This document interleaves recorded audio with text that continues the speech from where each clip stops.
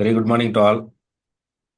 நம்ம வந்து class unit 9 start பண்ணி ஒரு 5 கிளாஸ் முடிஞ்சிருக்குன்னு நினைக்கிறேன். கரெக்டுங்களா?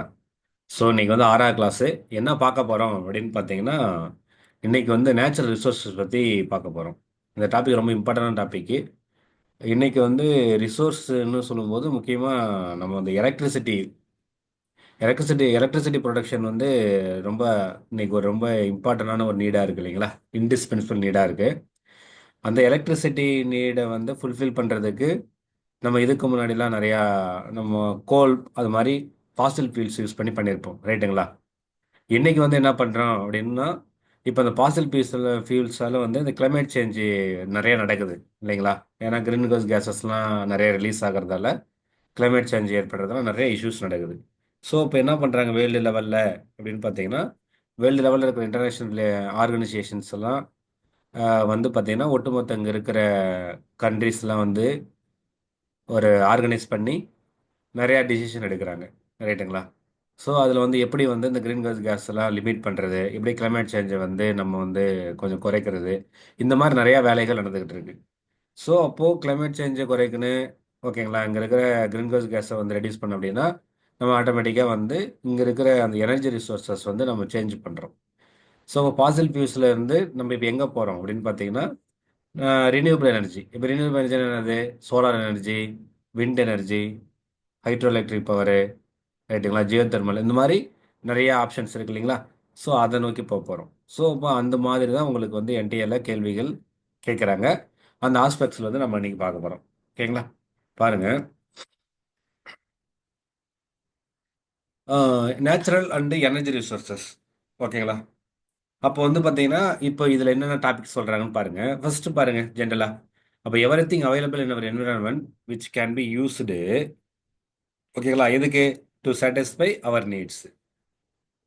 அப்போது நம்ம இந்த என்விரான்மெண்ட்டில் எது இதெல்லாம் அவைலபிளாக இருக்கோ அதை வந்து என்ன பண்ணுறோம், நம்முடைய நீடுக்கு ஏற்றபடி என்ன பண்ணிக்கிறோம், யூஸ் பண்ணுறோம். ஓகேங்களா? அப்படி பாருங்க, provided it is technologically accessible. First வந்து அந்த எனர்ஜி ரிசோர்ஸ் இருக்கிறது முக்கியம் இல்லை, அதை நம்ம அக்சசிபிள் பண்ணுறதுக்கு டெக்னாலஜி தேவை, ரைட்டுங்களா? ரெண்டாவது வந்து எக்கனாமிக்கலி ஃபீஸிபிள். இப்போ அது வந்து அதே மாதிரி என்னது, ஒரு குறிப்பிட்ட விலைக்குள்ள இருக்கணும். அடுத்து வந்து கல்ச்சரலி அக்செப்டபிள். ஓகேங்களா? அப்போ நமக்கு ஒரு ப்ராக்டிஸ் இருக்கும், காலங்காலமாக ஒரு விஷயத்த ப்ராக்டிஸ் பண்ணுவோம். ஸோ அதுக்கு எதிராக இருக்கக்கூடாது, சரிங்களா? அப்போ இந்த மாதிரிலாம் இருந்துச்சுன்னா அதுக்கு பேர் தான் ரிசோர்சஸ். ஓகேங்களா? அப்போ ரிசோர்சஸ்னால் என்ன அப்படின்னா, அதாவது இந்த என்விரான்மெண்ட்டில் நிறையா ரிசோர்சஸ் இருக்குது, ரைட்டுங்களா? அதை நம்ம வந்து நம்முடைய நீடை வந்து ஃபில்ஃபில் பண்ணுறோம். அப்போ அந்த ரிசோர்ஸை வந்து எடுத்து யூஸ் பண்ணல. அப்போ யூஸ் பண்ணுறதுக்கு 3 விஷயம் தேவை. ஒன்று, டெக்னாலஜிக்கல் அக்சஸ்ஃபுல்லாக இருக்குன்னு. ரெண்டாவது வந்து எக்கனாமிக்கலி ஃபீஸிபிளாக இருக்குன்னு. மூணாவது வந்து கல்ச்சரலி அக்செப்டபுளாக இருக்கணும். ஓகேங்களா? ஸோ இதுதான் ரிசோர்ஸஸ் சொல்கிறாங்க. ஓகேங்களா? இப்போ ரிசோர்ஸ் பாருங்க, ரிசோர்ஸ் கிளாசிஃபைடு என்னென்ன டைப்ஸ்லாம் இருக்கு? ஒன்று நேச்சுரல் ரிசோர்ஸஸ் இருக்கு, ஹியூமன் மேடு ரிசோர்ஸஸ், அடுத்து ஹியூமன் ரிசோர்ஸ். அப்போ நேச்சுரல் தெரியும், இயற்கையாக இருக்கிறது. அடுத்து ஹியூமன் மேடு, நம்ம ஆர்டிஃபிஷியல். ஹியூமனே ஒரு ரிசோர்ஸ் தானே. அதான் நீங்கள் நிறைய கம்பெனிலாம் பார்த்துருப்பீங்களா, ஹெச்ஆர் டிபார்ட்மெண்ட் சொல்லுவாங்க இல்லைங்களா? ஹெச்ஆர் டிபார்ட்மெண்ட் என்னது? Human resource department. அப்போ அந்த ஹியூமன் ரிசோர்ஸ்ன்றது, அப்போ ஹியூமன்ன்றதே ஒரு ரிசோர்ஸ் தான், ரைட்டுங்களா? ஏன்னா அதனால தான் இப்போ சொல்கிறாங்கல்ல, இப்போ இந்தியா வந்து பார்த்தீங்கன்னா ஒரு யங்கஸ்ட் கண்ட்ரி. நிறையா வந்து இங்கே வந்து டெமோக்ராட் டிவிடெண்ட் இருக்கு, நிறைய இளைஞர்கள் இருக்கிறாங்க. அப்போ வந்து இந்தியா வந்து ஒரு 2047 என்ன பண்ணலாம், விக்சித் பாரத் அப்படின்னு என்ன அர்த்தம்னா டெவலப்டு இந்தியாவை மாற்றணும் அப்படின்னு சொல்லி நம்ம சென்ட்ரல் கவர்மெண்ட் நிறையா ஒரு என்ன டார்கெட் வச்சிருக்கு, சரிங்களா? ஸோ அப்போ இதெல்லாம் ரிசோர்ஸ்னு தெரிஞ்சுக்கலாம். வேற பாருங்க, resources that are drawn from nature. ஓகேங்களா? And used without much modification. அதுக்கு பேர் நேச்சுரல் ரிசோர்ஸ். அப்போ நேச்சர், அதை எல்லாமே நேச்சுரல் தான் இருக்கு. அப்போ நேச்சுரல் ரிசோர்ஸ்னா வந்து நம்ம வந்து நேச்சர் வந்து டைரக்டா எடுத்து யூஸ் பண்றது, பெரிய லெவல்ல அதை டிஸ்டர்ப் பண்ணாம, சேஞ்ச் பண்ணாம, ஓகேங்களா, மாடிஃபை பண்ணாம எடுத்து யூஸ் பண்றது, வேற ஒன்றும் இல்லை. ஓகேங்களா? பாருங்க, ஏரு, வாட்டரு, சாயிலு, மினரல்ஸ், இது எல்லாமே என்னது, நேச்சுரல் ரிசோர்ஸ் தான், ரைட்டா? இயற்கையாக கிடைக்கிறது எல்லாமே நம்ம என்னன்னு சொல்லுவோம், நேச்சுரல் ரிசோர்ஸ் சொல்லுவோம், வேற ஒன்றும் இல்லை. ஓகேங்களா? ஸோ இப்போ நேச்சுரல் அண்ட் எனர்ஜி ரிசோர்ஸஸ்ல இவ்வளோ தான். அப்போ ரிசோர்ஸஸ்னா என்ன? Okay, definition. அப்போ ரிசோர்ஸ் இப்படிலாம் கிளாஸிஃபை பண்ணுறோம், நேச்சுரல், ஹியூமன் மேடு, ஹியூமனு. ஓகேங்களா? அப்போ நேச்சுரல் ரிசோர்ஸ்னா என்ன? அப்போ எதெல்லாம் நேச்சுரல் ரிசோர்ஸஸ்? இவ்வளோ தான் ஸ்லைடில் நான் பார்க்குறோம். ஓகேங்களா? வேற ஒன்றும் இல்லை, சரிங்களா? ஃபைன். அடுத்து பாருங்க, natural resources can be broadly categorised into. இந்த நேச்சுரல் ரிசோர்ஸஸ் ஜென்ரலாக எப்படி பிரிப்பாங்க அப்படின்னா ரெண்டு பிரிவாக பிரிப்பாங்க. ஒன்று வந்து ரினியூவபிள், இன்னொன்று நான் ரினியூவபிள். ரைட்டுங்களா? இது ரொம்ப ரொம்ப முக்கியம். ரினியூவபிள்னா என்ன, நான் ரினியூவபிள்னா என்ன? இப்போ ரினியூவபிள்னா பாருங்க, அப்போ ரினியூவபிள்னா கெட் ரினியூவ்டு ஆர் ரெப்ளனிஷ்டு குயிக்லி. அப்போ குயிக்காக என்ன பண்ணிடலாம், நம்ம ரினியூ பண்ணிடலாம். ரினியூவல்னு சொல்லுவோம்ல, ஓகேங்களா? இப்போ பாருங்க, some of this are unlimited. ஒரு சில ரினியூவபிள் சோர்ஸ் வந்து எப்படி இருக்குமா, அன்லிமிட்டடாக இருக்கும் and not affected by human activities. அப்போ ஹியூமன் ஆக்டிவிட்டிஸ் வந்து இதில் என்ன பண்ண முடியாது, பெருசாக அஃபெக்ட் பண்ண முடியாது. ஓகேங்களா? எக்ஸாம்பிள் பாருங்க, சோலாரு, விண்டு, இதெல்லாம் என்னது, ரினியூவபிள் எனர்ஜி. லாஜிக் புரியுதுங்களா? ஸோ இவ்வளோதான் உள்ள நம்ம கான்டெக்ட். அப்போ ரினியூவபிள் எனர்ஜினா என்னது, நம்ம யூஸ் பண்ணிட்டே இருக்கலாம். இப்போ சன்னு பாருங்க, இப்போ சன்லைட் வச்சு solar power solar power produce பண்ணுறோம்ல. அப்போ சோலார் பவர் வந்து நம்ம வந்து ஹியூமன் பெரிய ஆக்டிவிட்டீஸில் தடுக்க முடியாது. ஓகேங்களா? அது அன்லிமிட்டடு, எவ்வளோ யூஸ் பண்ணிட்டே இருக்கலாம். அதே மாதிரி விண்டு, புரியுதுங்களா? ஸோ இது மாதிரி நம்ம நிறையா அது சொல்லலாம். அடுத்து பாருங்க, நான் ரினியூவபிள்னா இதுக்கு ஆப்போசிட். என்ன, லிமிட்டடாக இருக்குமா ஸ்டாக்கு. ஓகேலா? ஒன்ஸ் த ஸ்டாக் எக்ஸாஸ்டட் ஆயிடுச்சுன்னா it may take thousands of years, ஓகேலா, to be renewed and replenished. சொல்லுவாங்களே, எக்ஸாம்பிள் பாருங்க, கோல், பெட்ரோலியம், நேச்சுரல் கேஸ். இதெல்லாம் வந்து பார்த்தீங்கன்னா உடனே கிடைக்காது. இப்போ இந்த கோல், பெட்ரோலியம், நேச்சுரல் கேஸ்லாம் என்னது, இங்கே இருக்கிற பிளான்ஸ், அனிமல்ஸ்லாம் இருக்கு இல்லைங்களா, அதெல்லாம் வந்து இங்கே வந்து இடத்துல வந்து பார்த்தீங்கன்னா என்ன வருது, நல்லா வந்து புதையுண்டு போய் பல மில்லியன் ஆண்டுகள் கழிச்சு தான் என்ன ஆகுது, அது வந்து கோலாகவும் பெட்ரோலாகவும் நமக்கு கிடைக்குது. சரிங்களா? அப்போ இது நான் ரெனியூவபிள் ரிசோர்சஸ். அப்போ பாருங்க, ரினியூவபிளுக்கு ஆப்போசிட் நான் ரெனியூவபிள். ரைட்டுங்களா? இப்போ நான் ரினியூவபிள் ரிசோர்ஸ் தான் நீங்கள் நம்ம எலக்ட்ரிசிட்டி ப்ரொடியூஸ் பண்ணுறதுக்கு வந்து கோல்லாம் யூஸ் பண்ணுறல, இதெல்லாம் நான் ரினியூவபிள். ஸோ இப்போ நம்ம அதுக்கு பதிலாக சோலார், விண்டு பவர் யூஸ் பண்ணால் ரினியூவபிள் எனர்ஜி சொல்கிறோம். வேற ஒன்றும் இல்லை. இது ரெண்டு, இந்த டிஃப்ரென்ஸ் நல்லா பக்காவாக தெரிஞ்சுக்கிங்க. இந்த டிஃப்ரென்ஸ் ரொம்ப முக்கியம். ஓகேங்களா? Fine. The people use natural resources to make buildings, bridge, ஓகேங்களா, பிரிட்ஜஸ், ரோட்ஸ், மிஷினரி, வெஹிக்கல், இது எல்லாமே இந்த ஹியூமன் மேட் ரிசோர்ஸ் தான் நமக்கு தெரியும். டெக்னாலஜின்றதே என்னது, ஒரு ஹியூமன் மேட் ரிசோர்ஸ் தான். மனுஷன் தான் கண்டுபிடிக்கிறான். இன்னைக்கு இருக்கிற எல்லா டெக்னாலஜியும் கண்டுபிடிக்கிறது ஹியூமன் பீயிங். ஸோ அப்போ வந்து அது ஹியூமன் மேட் ரிசோர்ஸ் சொல்லலாம், அல்லது ஆர்டிஃபிஷியல் ரிசோர்ஸ் சொல்லலாம். ஓகேங்களா? But Bradley category into renewable, நான் ரினியூவபிள், இந்த லெவல் தெரிஞ்சா போதும். ஓகேங்களா? பாருங்க, இப்போ இதுல வந்து இப்போ நம்ம டாபிக் என்னது, நேச்சுரல் அண்ட் எனர்ஜி ரிசோர்சஸ். சரிங்களா? சும்மா ஜஸ்ட் ஒரு அவுட்லைன் கொடுத்துட்டோம். இப்போ வந்து ஒவ்வொன்றா செப்பரேட்டா பார்க்குறோம். ரைட்டுங்களா? அது முக்கியமாக இந்த நியூக்ளியர் எனர்ஜி ரொம்ப முக்கியமான ஒரு டாப்பிக்காக இருக்கு. ஓகேங்களா? நியூக்ளியர் எனர்ஜின்றது ரினியூவபிளா நான் ரினியூவபிளா அப்படின்னா, நியூக்ளியர் எனர்ஜி வந்து நான் ரினியூவபிள் தான். ரைட்டுங்களா? ஏன் நான் ரினியூவபிள்னா, இப்போ நியூக்ளியர் எனர்ஜியில் வந்து நீங்கள் யுரேனியம், தோரியம், புளுட்டோனியம் அந்த மாதிரியான ஃபியூல்ஸ் யூஸ் பண்ணி தான் நம்ம வந்து ப்ரொடியூஸ் பண்ணுறோம். ஆனால் என்ன அப்படின்னா, இதுக்கு வந்து நிறைய ஒரு ஒரு 1 kg ஆஃப் அந்த யுரேனியத்திலே வந்து பயங்கர பவர் கிடைக்கும். ரைட்டுங்களா? ஆனால் இதில் வந்து நிறைய அட்வான்டேஜ் இருக்குது, நிறைய டிஸ்அட்வான்டேஜ் இருக்குது. ஸோ இப்போ நியூக்ளியர் எனர்ஜி பற்றி ஒரு அவுட்லைன் தெரிஞ்சுங்க. ஆல்ரெடி ஸ்கூல் டேஸ் இதெல்லாம் படிச்சிருப்பீங்க. அப்படியே ஒரு ரீகால் பண்ணுற மாதிரி இருக்கும் பாருங்க. ஓகேங்களா? பாருங்க, இனி chemical reaction, the composition of the nucleus of atom does not change. ஜென்ரலாக ஒரு கெமிக்கல் ரியாக்ஷன் நடக்குது. ஓகேங்களா? ஜென்ரலாக கெமிக்கல் ரியாக்ஷன் படிச்சிருப்பீங்களா? இப்போ வாட்டர், இப்போ ஹைட்ரஜனும் ஆக்சிஜனும் சேர்ந்தால் தான் வாட்டர் கிடைக்கும். ரைட்டுங்களா? அதே மாதிரி கார்பன், ஹைட்ரஜன் தான் மீத்தேன். இந்த மாதிரி உங்களுக்கு தெரியும். அந்த கெமிக்கல் ரியாக்ஷன் யூஸ்வலாக வந்து பார்த்தீங்கன்னா அந்த ஆட்டமுடைய நியூக்ளியஸ் வந்து சேஞ்ச் ஆகாது. ஓகேங்களா? But there are some reactions in which the composition of the nucleus of an atom changes. ஆனால் ஒரு சில ரியாக்ஷனில் வந்து சேஞ்ச் ஆகும். ஓகேங்களா? இது சேஞ்ச் ஆகிற பேர் ரியாக்ஷன் பேர் தான் நியூக்ளியர் ரியாக்ஷன். ஓகேங்களா? அப்போ அந்த நியூக்ளியர் ரியாக்ஷன் மூலியமா சில எனர்ஜி கிடைக்கும். அதுக்கு பேர் தான் நியூக்ளியர் எனர்ஜி. அப்போ என்ன மீனிங்னா, கெமிக்கல் ரியாக்ஷன் அர்த்தம். ஜென்ரலாக வந்து பார்த்தீங்கன்னா ரெண்டு கெமிக்கல்ஸ் சேர்ந்து ஒரு புதுசாக ஒரு இது உருவாக்கிச்சு, அது பேர் கெமிக்கல் ரியாக்ஷன். அந்த நார்மலான கெமிக்கல் ரியாக்ஷன் பெருசாக ஆட்டம்லாம் சேஞ்ச் நடக்காது. ஒரு சில ரியாக்ஷனில் வந்து அந்த சேஞ்சஸ் நடக்கும். அந்த ரியாக்ஷனுக்கு பேர் நியூக்ளியர் ரியாக்ஷன். அவ்வளோதான். அப்போ nuclear reaction is one of the chemical reaction தான், வேற ஒன்றும் இல்லை. புரியுதுங்களா? ஓகே. அப்போ அதன் மூலமே கிடைக்கிற நியூக்ளியர் எனர்ஜி. That's all. புரியுதுங்களா? பாருங்க, இந்த nuclear reaction when the nucleus of an atom is bombarded with neutrons, bombardனா அட்டாக் பண்றது. ஓகேங்களா? it undergoes a change to form smaller fragments of new atoms. என்ன பண்ண, உடைஞ்சிரும். உடஞ்சி சின்ன சின்ன சின்ன கிடைச்சிரும். ஓகேங்களா? So in this process a tremendous of amount of energy, இதனால என்னது, ஏகப்பட்ட எனர்ஜி கிடைக்கும். அதை வந்து என்னது, evolve into form of heat. அப்போ அந்த எனர்ஜி வந்து என்னவோ மாறும், ஒரு ஹீட்டாக கிடைக்கும். அந்த ஹீட்டை வச்சு என்ன பண்ணிடலாம், நம்ம எலக்ட்ரிசிட்டி ப்ரொடியூஸ் பண்ணிடலாம். புரியுதுங்களா? இவ்வளவுதான் விஷயம், வேற ஒன்றும் இல்லை. அப்போ ஒன்றும் இல்லை, இதுக்கு ஒரு கீழே வந்து ஒரு ரியாக்ஷன் கொடுத்துருங்க, அது பார்த்தா புரியும். அடுத்து பாருங்க. The splitting of nucleus of an atom into fragments. பிராக்மெண்ட்னா சின்ன சின்ன உடைக்கிறது, கரெக்ட்டுங்களா? தட் ஆர் ரஃப்லி equal mass along with release of energy is called nuclear fission. நான் படிச்சிருப்பீங்களா? நியூக்ளியர் ஃபிஷன் என்ன, நியூக்ளியர் ஃபியூஷன் என்ன? ஃபிஷன்னா உடைக்கிறது. ஒரு எலமெண்ட்டை வந்து ஒரு ஆட்டம் வந்து அட்டாக் பண்ணி தனித்தனியாக உடைக்கிறது பேர் ஃபிஷன். ஃபியூஷன்னா ரெண்டு மூணு சேர்த்து இணைக்கிறது. ஓகேங்களா? இப்போ நீங்கள் ஸ்கூல் டெஸ்ட்ல படிச்சிருப்பீங்களா? நியூக்ளியர் ஃபிஷனுக்கு எக்ஸாம்பிள், ஓகேங்களா, ஆட்டம் பாம்பு. ரைட்டுங்களா? தூக்கி போட்டோன்னா அது அப்படியே சதறி போயிட்டு நமக்கு வந்து எல்லாத்தையும் அழிச்சிட்டு போயிடும்.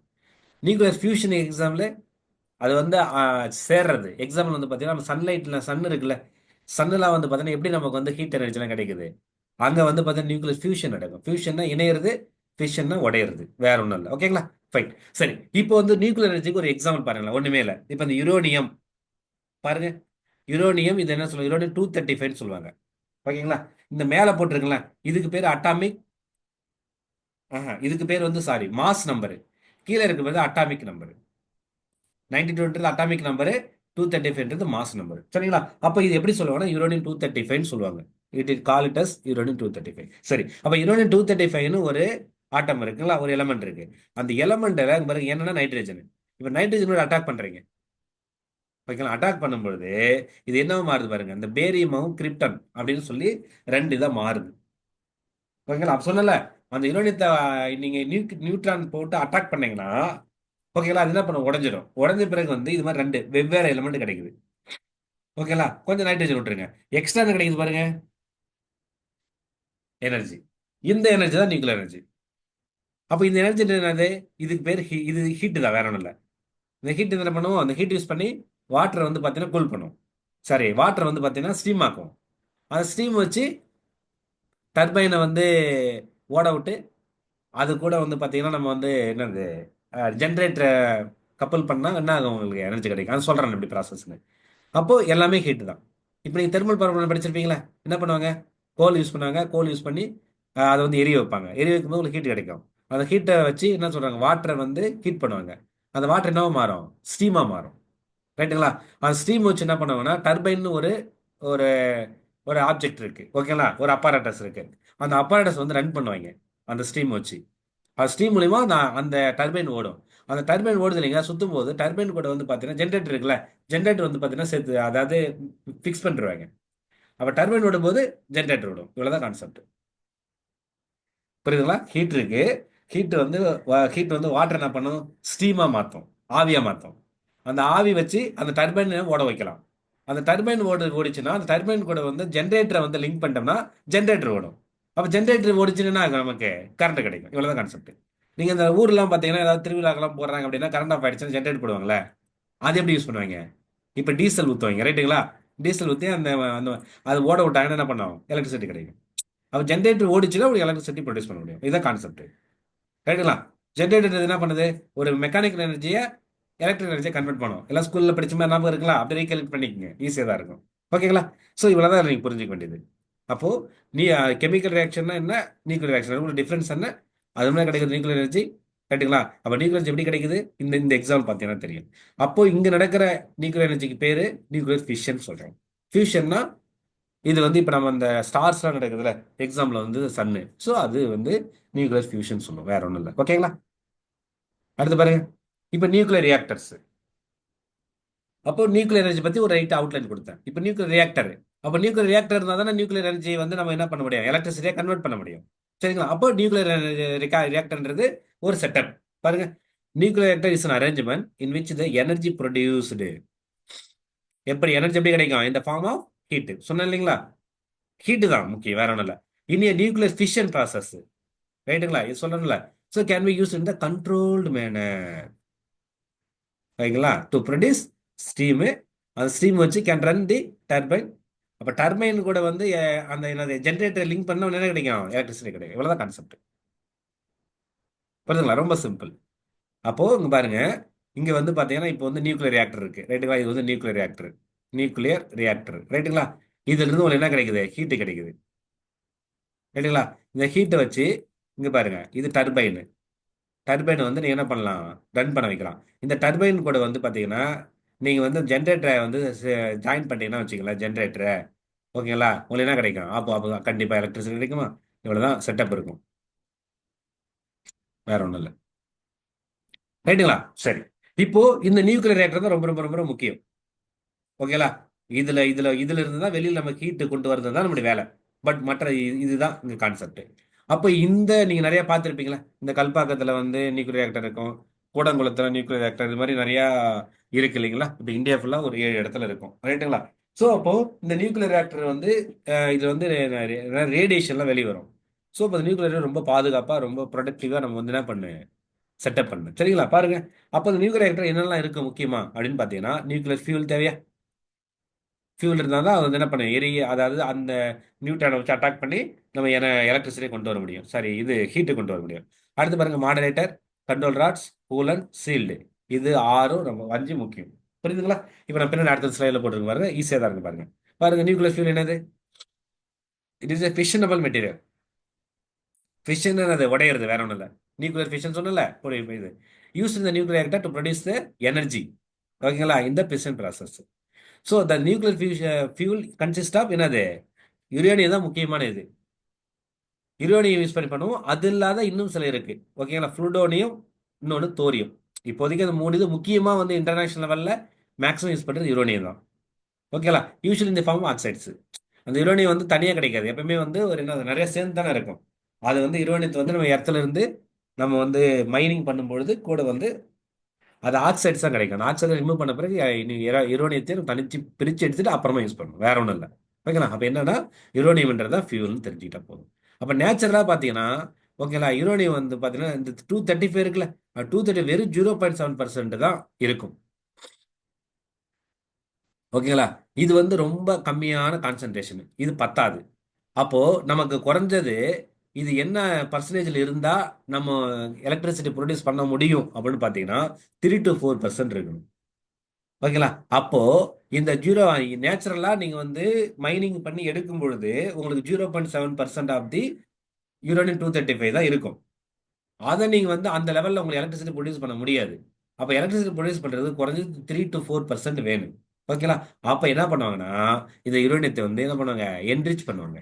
என்ரிச்னா அதனுடைய கண்டென்ட் அதிகப்படுத்துவாங்க, வேற ஒன்றும் இல்லை, கான்சென்ட்ரேஷன் அதிகப்படுத்துவாங்க. புரியுதுங்களா, இவ்வளவுதான். அப்ப நியூக்ளியர் ஃபியூல் பார்த்தீங்கன்னா யுரேனியம். ஓகேங்களா, இதை கடந்து இன்னும் 2 இருக்கு. ஓகேங்களா, என்னன்னு பார்த்தீங்கன்னா புளுடோனியம் சொல்லுவாங்க, புளுடோனியம், இன்னொன்று வந்து தோரியம். ஓகேங்களா, ஸோ நம்ம அது ஜஸ்ட் இது என்னன்னு தெரிஞ்சுக்கிட்டா போதும். இதுதான் நியூக்ளியர் ஃபியூல். அப்போ ரொம்ப ரொம்ப முக்கியமானது நியூக்ளியர் ஃபியூல். பாருங்க, அடுத்து மாடரேட்டர். மாடரேட்டர் என்னன்னு ஃபர்ஸ்ட் பாருங்க. A substance is used that can reduce the kinetic energy of neutrons. சொன்னல, ஒரு இப்போ யுரேனியம் இருக்கு, யுரேனியத்தை வச்சு நியூட்ரான் வச்சு தான் அட்டாக் பண்றோம், ரைட்டுங்களா. அப்ப நியூட்ரான் அட்டாக் பண்றப்போ வந்து அதோட கைனடிக் எனர்ஜினா மூவ்மெண்ட் ஸ்பீடா மூவ் ஆயிடுச்சுன்னா அது கைனடிக் எனர்ஜி அதிகமா இருக்குன்னு அர்த்தம். ஓகேங்களா, அப்போ வந்து நியூட்ரான் வந்து பயங்கர எனர்ஜியா அதை அட்டாக் பண்ணும்போது அது கைனடிக் எனர்ஜி அதிகமாகும். ஓகேங்களா, அப்போ அந்த நியூக்ளியர் ரியாக்டர் விட்டு அது எஸ்கேப் ஆகி வெளியில வந்துருச்சுன்னா பயங்கர பிரச்சனை. அப்போ என்ன பண்ணணும், அது உள்ளுக்குள்ள வந்து நம்ம கட்டுப்படுத்தணும், கண்ட்ரோல் பண்ணணும். ஓகேங்களா, அது அதுக்கு யூஸ் பண்றதுக்கு பேரு தான் மாடரேட்டர். புரியுதுங்களா இல்லையா. அந்த நியூட்ரானுடைய ஸ்பீடு இருக்கு இல்லையா, அந்த ஸ்பீடை வந்து குறைக்கிறது இல்லை வந்து கண்ட்ரோலில் வச்சுக்கிறது, அதுக்கு பேர் தான் மாடரேட்டர்னு சொல்றாங்க, வேற ஒன்றும் இல்லை. இந்த டெக்னிக்கல் நேம் தெரிஞ்சுக்கணும். ஓகேங்களா, அடுத்து பாருங்க, ஏ குட் மாடரேட்டர் ஷுட் எப்படி இருக்குன்னு, நான் டாக்ஸிக் அண்ட் இன்எக்ஸ்பென்சிவ். இது எல்லாமே தெரிஞ்சது தானே. அது வந்து ஒரு குட் மாடரேட்டர் எப்படி இருக்கணும், அது வந்து டாக்ஸிக்காக இருக்கக்கூடாது, அதே மாதிரி எக்ஸ்பென்சிவாக இருக்கக்கூடாது, ரைட்டுங்களா. Should be resist conversion into radio active substance, ஒன்றும் இல்லை. அதை வந்து பார்த்தீங்கன்னா இது வந்து ரெசிஸ்ட் பண்ணுது, வேற ஒன்றும் இல்லை. மாடரேட்டர் சிம்பிளாக புரிஞ்சுக்கிங்க. நியூட்ரான் வந்து அந்த யுரேனியத்தை அட்டாக் பண்ணும்போது ரொம்ப அதனுடைய என்ன சொல்றது, அந்த மூவ்மெண்ட் ஸ்பீடா இருக்கும். அது வந்து நியூக்ளியர் ஆக்டிவிட்டி வெளியில வந்துடக்கூடாது, அப்போ அது என்ன பண்ணணும், நம்ம தடுத்து வைக்கணும். ஓகேங்களா, ஸோ அதுக்கு யூஸ் பண்றது மாடரேட் பண்றது மாடரேட்டர். பாருங்க, இது என்ன யூஸ் பண்ணுவாங்கன்னு பார்த்தீங்கன்னா கிராஃபைட்டு அல்லது ஹெவி வாட்டர். H2O நம்ம normal water, D2O heavy water, அதோட கொஞ்சம் ஹெவி, கொஞ்சம் திக்னஸ் அதிகமாக இருக்கும். ஓகேங்களா, இண்டஸ்ட்ரியில் யூஸ் பண்றது. ஓகே, அப்போ மாடரேட்டர் என்ன, இதுல என்ன கேள்வி கேட்பாங்கன்னா மாடரேட்டர்னா ஃபர்ஸ்ட் என்னன்னு கேட்பாங்க, இன்னொன்று வந்து என்னத்தை வந்து நம்ம மாடரேட்டர் யூஸ் பண்ணலாம் அப்படின்னு கேட்பாங்க. கிராஃபைட்டு அல்லது ஹெவி வாட்டர், இது தெரிஞ்சா போதும். ஓகேங்களா, அடுத்து பாருங்க, கண்ட்ரோல் ராடு. இப்போ கண்ட்ரோல் ராட் என்ன பண்ணுது? மாடரேட்டோட பர்பஸ் பார்த்தோம். கண்ட்ரோல் பண்ணுங்க. The main difference between the atomic bomb and nuclear reactor. இப்போ ஆட்டம் பாம் இருக்குல்ல, அங்கே நடக்கிறது நியூக்ளியர் ஃபிஷன், நியூக்ளியர் ரியாக்டர் நடக்கிறது நியூக்ளியர் ஃபிஷன். ரெண்டுமே சேம் பிரின்சிபல் தான். ஆனால் என்ன விஷயம் அப்படின்னு பார்த்தீங்கன்னா, அட்டாமிக் பாம் வந்து பார்த்தீங்கன்னா அன்கண்ட்ரோல்டு மேனர் நடக்கும். நியூக்ளியர் ரியாக்டரில் வந்து நம்ம வந்து பார்த்தீங்கன்னா கண்ட்ரோல்டு மேனரில் நடக்கும். வேற ஒன்றும் இல்லை. இதுதான் டிஃபரன்ஸ், வேற ஒன்றும் இல்லை. ஓகேங்களா? பாருங்க. The factor limiting the rate of reaction is the number of neutron present. Okay, this can be controlled by lowering ஒண்ணுமே இல்லை. சரி, அப்போ வந்து பார்த்தீங்கன்னா அந்த நியூட்ரான் நம்பர் ஆஃப் நியூட்ரான் வந்து அதான் சொன்னேன். அது அது வந்து பார்த்தீங்கன்னா அதை குறைச்சாவே ஆட்டோமேட்டிக்காக என்ன ஆகும்? ஒரு கண்ட்ரோல் வந்துடும். ஸோ இங்கே என்ன யூஸ் பண்ணுறேன் கண்ட்ரோல் ராடா அப்படின்னு பார்த்தீங்கன்னா கேட்மியம் ஆர் போரான் ராட்ஸ். இதுதான், இந்த ஃபேக்டர் தான் முக்கியம். எப்படி மாடரேட்டர் வந்து பார்த்தீங்கன்னா கிராஃபைட்டும் ஹெவி வாட்டர் யூஸ் பண்ணுறோமோ அதே மாதிரி கண்ட்ரோல் ராடா என்ன யூஸ் பண்ணுறாங்க? Cadmium or boron rods use பண்ணுறோம். ரைட்டுங்களா? ரெண்டு டிஃப்ரெண்ட் ஃபங்க்ஷன் பண்ணுது, வேற ஒன்றும் இல்லை. ஓகேங்களா? ஸோ இதான் தட்ஸ் ஆல். இது எப்படி கேட்பாங்கன்னா கண்ட்ரோல் ராடா எது யூஸ் பண்ணுறோம், மாடரேட்டரா எது யூஸ் பண்ணுறோம் அப்படின்னு கேட்குறாங்க. சரிங்களா? ஓகே. அடுத்து பாருங்க, கூலண்டு. அப்போ பேர்ல இருக்கு பாருங்க கூலண்டு. அப்போ வந்து பார்த்தீங்கன்னா ஒன்றும் இல்லை. இப்போ கூலண்ட்னா ஒன்றும் இல்லை. இப்போ நம்ம வந்து இந்த ரியாக்ஷன் நடக்கும்பொழுது நமக்கு என்ன ஜென்ரேட் ஆகும்? ஹீட் ஜென்ரேட் ஆகுமா? அப்போ அந்த ஹீட்டை வந்து பார்த்தீங்கன்னா அப்சர்வ் பண்ணுறதுக்கு அது என்ன பண்ணுங்கன்னா அந்த நியூக்ளியர் ரியாக்டர் சுற்றி வந்து வாட்டரு கூலண்ட்டை ஓட விடுவாங்க. ஓகேங்களா? அது ரன் பண்ண விடுவாங்க. அப்போ அந்த கூலண்ட் வாட்டரு கூட அந்த ஹீட்டு வந்து கூலண்ட் வாட்டர் கூட மோதுதுன்னா என்ன நடக்கும்? அந்த கூலண்ட் வாட்டர் வந்து பார்த்தீங்கன்னா ஹாட் ஆகுமா? ரெண்டு தானுங்களா? ஹாட் ஆகுமா? அப்போ ஹாட் ஆச்சுன்னா என்ன ஆகும்? ஸ்டீமாக மாறுமா? ஸ்டீமாக மாறிச்சுன்னா டர்பைனை ரன் பண்ணலாமா? டர்பைன் ரன் பண்ணால் ஜென்ரேட்டர் ஓடுமா? ஜென்ரேட்டர் ஓடுனா எலக்ட்ரிசிட்டி கிடைக்குமா? அதுதான் கான்செப்ட். அப்போது இந்த ஒட்டுமொத்த ப்ராசஸ் நடக்கும்போது நமக்கு அல்டிமேட் டைம் என்ன? நமக்கு வந்து ஹீட்டு கிடைக்கும். அந்த ஹீட்டை வந்து எலக்ட்ரிசிட்டியாக நம்ம என்ன பண்ணுறோம்? மாத்திரம். வேற ஒன்றும் இல்லை. அப்போ கூலண்டா யூஸ் பண்ணுவோம், வாட்டர் தான் ஆப்வியஸா. புரியுதுங்களா? இவ்வளோதான் கான்செப்ட். ரொம்ப சிம்பிள். ஓகேங்களா? கூலண்ட் புரியுதுல? அடுத்து பாருங்க சீல்டு. சீல்டு பேர்ல இருக்கு பாருங்க, சீல்டு சுத்தி என்ன பண்றது? கவர் பண்றது. Prevent the loss of heat and protect the people. ஓகேங்களா? Operate the reactor from the radiation and heat. அந்த ஹீட்டில் இருந்தும் ரேடியேஷன்ல இருந்தும் நம்மளை ப்ரொடெக்ட் பண்றதுக்கு ஓகேங்களா சுத்தி என்ன பண்ணியிருப்போம்? ஒரு சீல்டு போட்டிருப்போம். அந்த சீல்டு எதில் போட்டிருப்பாங்க? ஸ்டீல். அதாவது அந்த சீல்டு வந்து ஸ்டீல்ல போட்டிருக்கலாம் அல்லது கான்கிரீட்ல போட்டிருக்கலாம். வேற ஒன்றும் இல்லை. புரியுதுங்களா? ரொம்ப சிம்பிள்.